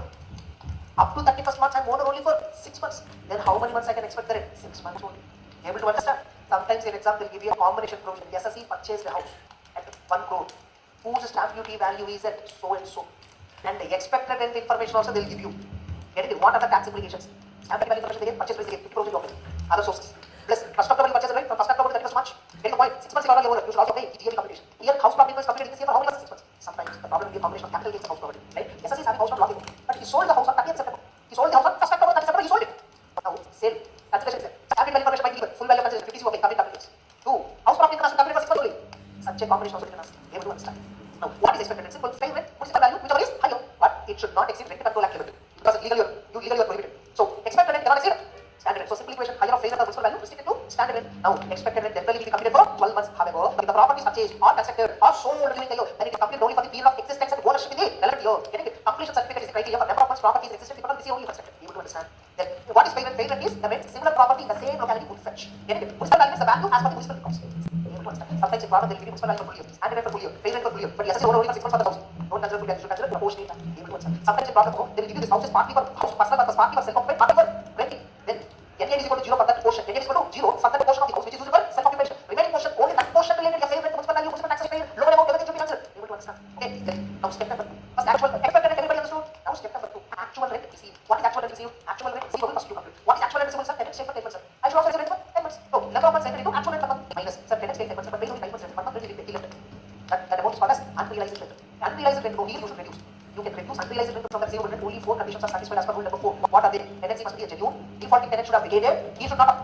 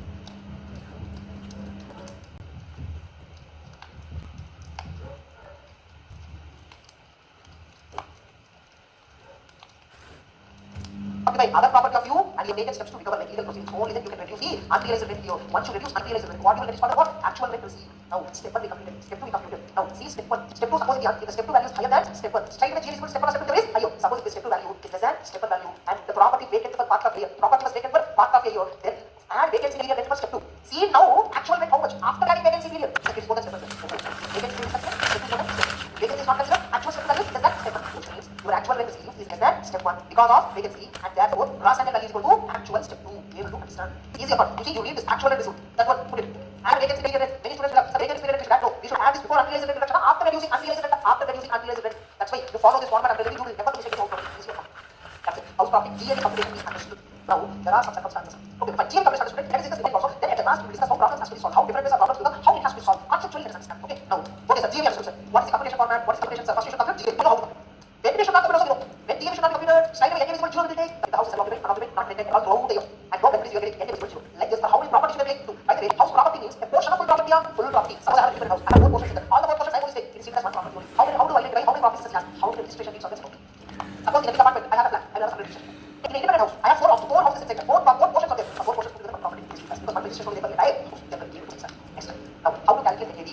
Reduce municipal taxes rate. Then what will get? Net actual value, municipal taxes rate. Yellow as reduction only is actually income by owner. Suppose if the net is very, no reduction for the owner. Suppose if the property is outside India and an ROR, if the complete income and income of house property in India, even taxes paying foreign country can be less reduction. You able to understand? Now, GAV calculation. Now, once NAV calculation is also, NAV over GAV calculation both are over. Now, once NAV is completed, you should calculate what is income from house property. If you have to calculate income from house property, you can take only 2 deductions. One, flat 30% of NAV. Flat 30% of NAV. Another one you can claim as what? Interest on borrowed capital. One you can claim flat 30%. Another one interest on borrowed loan. NAV flat 30%. How much you are spending actually at 10 dollars doesn't matter. Slide of that 50% claim. Here I've given an important point which was asked in September 20 exam. It is actual fundamental. If a part of a property is used for business or profession, this point I even covered PGB division. Yes or no? Then the attributable expenses can be claimed as under PGB. Suppose municipal taxes paid, repairs and maintenance, insurance and all taken for the house. And house is 50% used for residential. Our residential vote SOB. 50% is used for business. Or 50% are renting to somebody and 50% are using it for my own business. Whatever I'm using it for my own business, that portion, that percentage of the property is not covered under house property. That time municipal taxes, repairs and insurance proportion to that 50% of the property you will claim under PGB. Whereas in house property, these expenses will be municipal taxes will be considered. Repairs and maintenance insurance you will incur under house property. Next, now another reduction is what? Interest on borrowed capital. Interest on borrowed capital. Generally, for purchasing houses and constructing houses, we go for loan and we will pay interest on that. That interest can be claimed as reduction. Now, this interest reduction is subject to this interest under house property. The interest expenditure is classified into 2 types: pre-construction period interest, pre-construction period interest, current year interest. Pre-construction period interest means interest expenditure during pre-construction period. Pre-construction period means what? Year of completion of construction period. The year in which construction is completed, the year you go. You see, all years for which loan is outstanding. That entire period is called what? Pre-construction period. Able to understand? Remember, if I am borrowing the loan and construction of the property or purchase of the property is completed in the same financial year, same financial year I borrow loan, same financial year purchase is over, construction is over. Pre-construction period logic will not apply. Pre-construction period logic will not apply. What is pre-construction period? In problem they will give you date of construction or date of purchase before 31st March. Exactly before 31st March. Date of completion 29th March sir, 2025 sir. Before 31st March means 31st March 2024. The problem 30th March 2025 is the construction completion date sir. Pre-construction period means before 31st March. Sir, 10th April 2024 construction completed sir. Before 31st March means 31st March 2024. Pre-construction period end date shall be computed like this. End date. Now, pre-construction period is what? End date. Period is what? When you borrow the loan. When you borrow the loan. Sir, in the property area, I borrowed the loan on 1st October 2022 sir. And here 31st March 2024 is the end date of the pre-construction period sir. Based on construction date I computed sir. On this period, calculate interest expenditure depends how much. Total interest how much you calculate. That interest is called as what? Pre-construction period interest. That interest is called as what? Pre-construction period interest. Wait. We understood now pre-construction period interest. Now what is current period interest? Current year interest. Current is relevant to previous year interest. Previous year interest. Nothing but what is current year interest? In the problem is that construction is completed on 30th March 2025 sir. Pre-construction period is what? Up to 31st March 2024. This is easy. Then what about 24-25 interest? That interest is called as current. Once construction is completed, purchase is completed in a particular financial year, that year is called as current year. From that year, every year will interest again. Every year whatever interest is there, the respective years, that is called as current year interest. Remember, current year interest will be changing every year. Current year will change, whereas pre-construction period will be same. Yes or no? Current year might be 2026, current year might be 2026, current year might be 2028, but pre-construction period is 31st March 2024. Now, so suppose SSC borrowed a loan on 1st April 2022, okay, or 1st September 2022, this example, and for construction or purchase, but for some reasons, finally the property construction is completed on 2025, 30th June 2025, the property construction is completed, sorry, 2024, because now it's not mostly probably 2024, okay, 24, now, yeah, that's good, 2024. So what is reconstruction? This is the date of purchase or date of completion of construction. Before 31st March is what? 31st March 2024. So 1st September to 31st March 2024, approximately 7 plus 12, 19 months, approximately 19 months. In exam, they will give you loan amount, they will give you rate of interest, multiplied by 19 by 1 is equal to, this amount is called as what? Reconstruction period interest. Now remember, you not only spend interest here, loan is outstanding in the, loan is outstanding, you compute loan up to 23, 24 this problem, you loan is outstanding even in 24, 25, 24, 25 also you will incur interest expenditure on loan, right? That is called as current year interest. Now, total interest is how much? This is what total interest, this amount you can claim as reduction. Wrong. PCPA is trying to calculate. PCPA, you have to claim in 5 installments. PCPA, you have to claim in 5 installments. Okay, sir, from which year will claim reduction? Until now what we computed is interest expenditure is how much? Now, when I will claim reduction, from which year will claim reduction? You will show this house, only the purchase rate to the income tax department, from when you will start showing this house, only after the income construction is completed, only after purchase is completed. In this question, when the construction is completed, 32 means for the first time you will show the income tax department for which financial year? 24-25. In this year I will show, for this year I will compute GAV, municipal taxes paid, NAV. Now, in this example, GAV is completed only for 9 months. Because the property's construction is completed only for 30th June, only from 1st July I can expect rate 9 months. Now, minus municipal taxes paid, then you will get net annual value, then minus all that you computed PCPA, and you computed current year interest, total amount you pay. From the first year which you complete house property, from the year of completion of construction onward, current year because GAV is computed, interest expenditure for both demand, expenditure no limited now. Okay, CPI multiplied by 1 by 5, current year interest, PCPA into 1 by 5, current year, both put together some amount gives, okay, can I slightly reduce it here? No, in case of default tax receipt, if at all NAV is equal to 0, suppose you are going to declare income under default tax receipt, you are going to declare income under default tax receipt, and this property is SOP or you declare NAV is equal to 0, then please no deduction for interest, is right away 0. In case of default tax receipt, a self-occupied and unoccupied property, NAV is equal to 0, then please NAV is equal to 0, then must be then only no interest reduction, straight away interest 0. Are you with me? Sir, I am going with optional tax receipt. Now what is this? Very simple. Interest expenditure you calculated with PCPA into 150 plus current year. Total interest expenditure calculated with 2 week late. It cannot exceed 2 lakh. It cannot exceed 2 lakh. Actually, original limit is 30,000 only. Did you satisfy the conditions? 2 lakhs. You satisfied? be borrowed for purchase or construction purpose, not repairs, not renovation, all. And purchase or construction is completed within 5 years from the date of borrowing. Actually, from the end of the financial year, usually borrowed within 5 years. 99.99% of the cases within 5 years only, 5 years of the property. If these 3 conditions are satisfied, then as the corporate property, unoccupied property, the NHB is good job in free interest expenditure can be claimed as reduction up to 2 lakh. Remember, interest expenditure is what? Full BCP is 30 lakh, 1/5 of BCP is 30 lakh, 1/5 of BCP is 30 is full total interest. That cannot exceed 2 lakh. These 3 conditions, some conditions say the maximum limit is 30,000. 2 lakhs limit, 30,000 limit of their money. Is it applicable per property or per SSE? Per SSE, it is applicable for SSE. Suppose I have 2 loans, 2 houses, okay, 2 houses, okay, both are same occupants, and NHB is good. But house loan, interest amount I borrowed for repair, loan amount I borrowed for repair. Another house, 2 lakhs is applicable, which I should take? 2 lakh. For the SSE, 30,000 is applicable for one property, 2 lakhs is applicable for another property. Both of them are applicable, the higher limit, 2 lakh. Easy or not? Okay, now look at this here. Loan can be borrowed from 8%. Interest is allowed on annual basis. Remember, the interest on late payment of interest is not deductible. Yes or no? The total interest is computed in 2 parts. Pre-construction period interest, current year interest. Pre-construction period interest means what? From the date of borrow till the end of the previous year, preceding the year of completion of construction. There is a date of completion of construction by before that was what? That is the end date. What is the from it is what? Borrowed easy. Yes or no? Suppose the construction is completed on 30th March. 30th March. I borrowed loan on 1st April 2024. Construction is completed on P0 March 2025. Before that was March 31st March 2024. I borrowed loan on 1st April 2024. How will you go backward? That's why if date of borrowal and construction period and purchase date are the same year, reconstruction period logic will not apply. Now, what about 30 year interest? 30 year interest is what? Current year interest only. Able to understand now. So, interest incurred during reconstruction period can be deductible for a period of 5 years. The deduction commences from which year? The deduction commences from the year once task. So, previous year. Previous year income tax is the relevant financial. The previous year is claimed in year of construction onwards. So, who said previous year? Last year, previous year means not last year. Previous year income tax means the year in which construction is complete. Suppose you are doing 24-25 previous year problem, then 24-25 previous year. So, no. Yes. Suppose if date of borrow and date of completion are in the same financial year, PCPA is nil. That's the current year. Interest expense rendered from year in which construction is completed. That interest is called as current year interest. The same can be fully irrespective of the previous year. In respective previous year. Total interest PCPA plus current year. By the way, PCPA is what? Only 1/5. So here you take 1/5 of PCPA better for better. Now, how much reduction I will get? How much reduction I will get? Sir, how much reduction I will get? In case of let out property, let out and let out no limit or whatever total interest is, I can straight away click. Sir, suppose mine is a self-occupied or non-occupied, where NAV is equal to 0 benefit is claimed, sir. Then under default taxes, no deduction will be given. No deduction.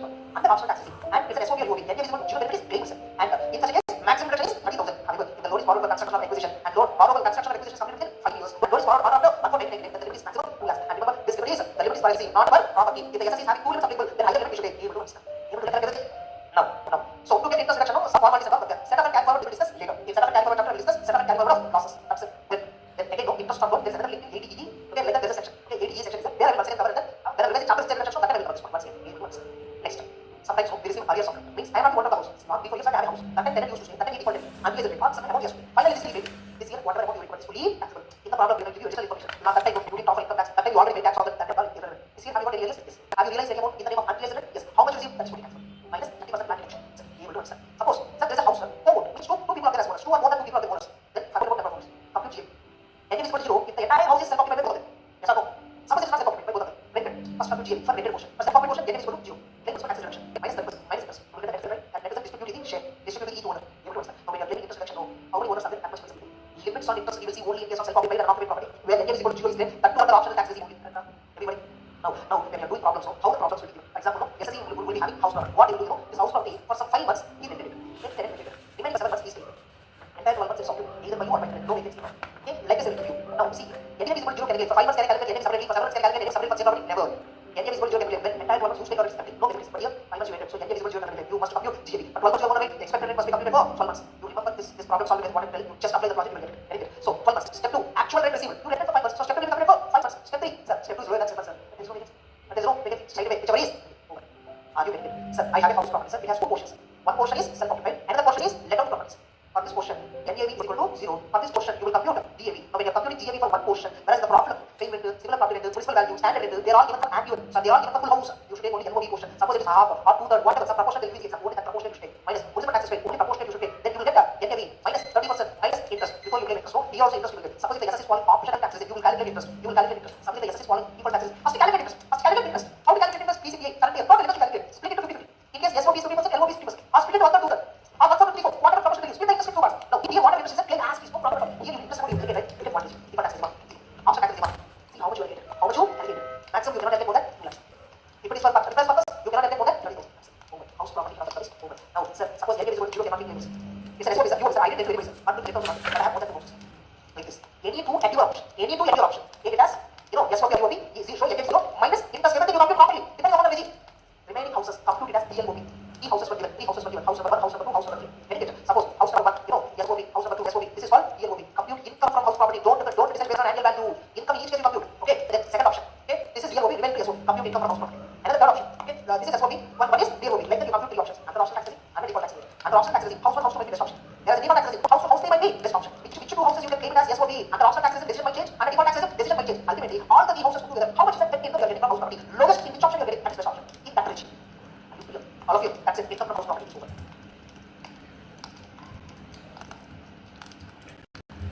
Okay, dude. Okay. So, கொஞ்ச நேரம் வெளில போயிட்டு வரேன்.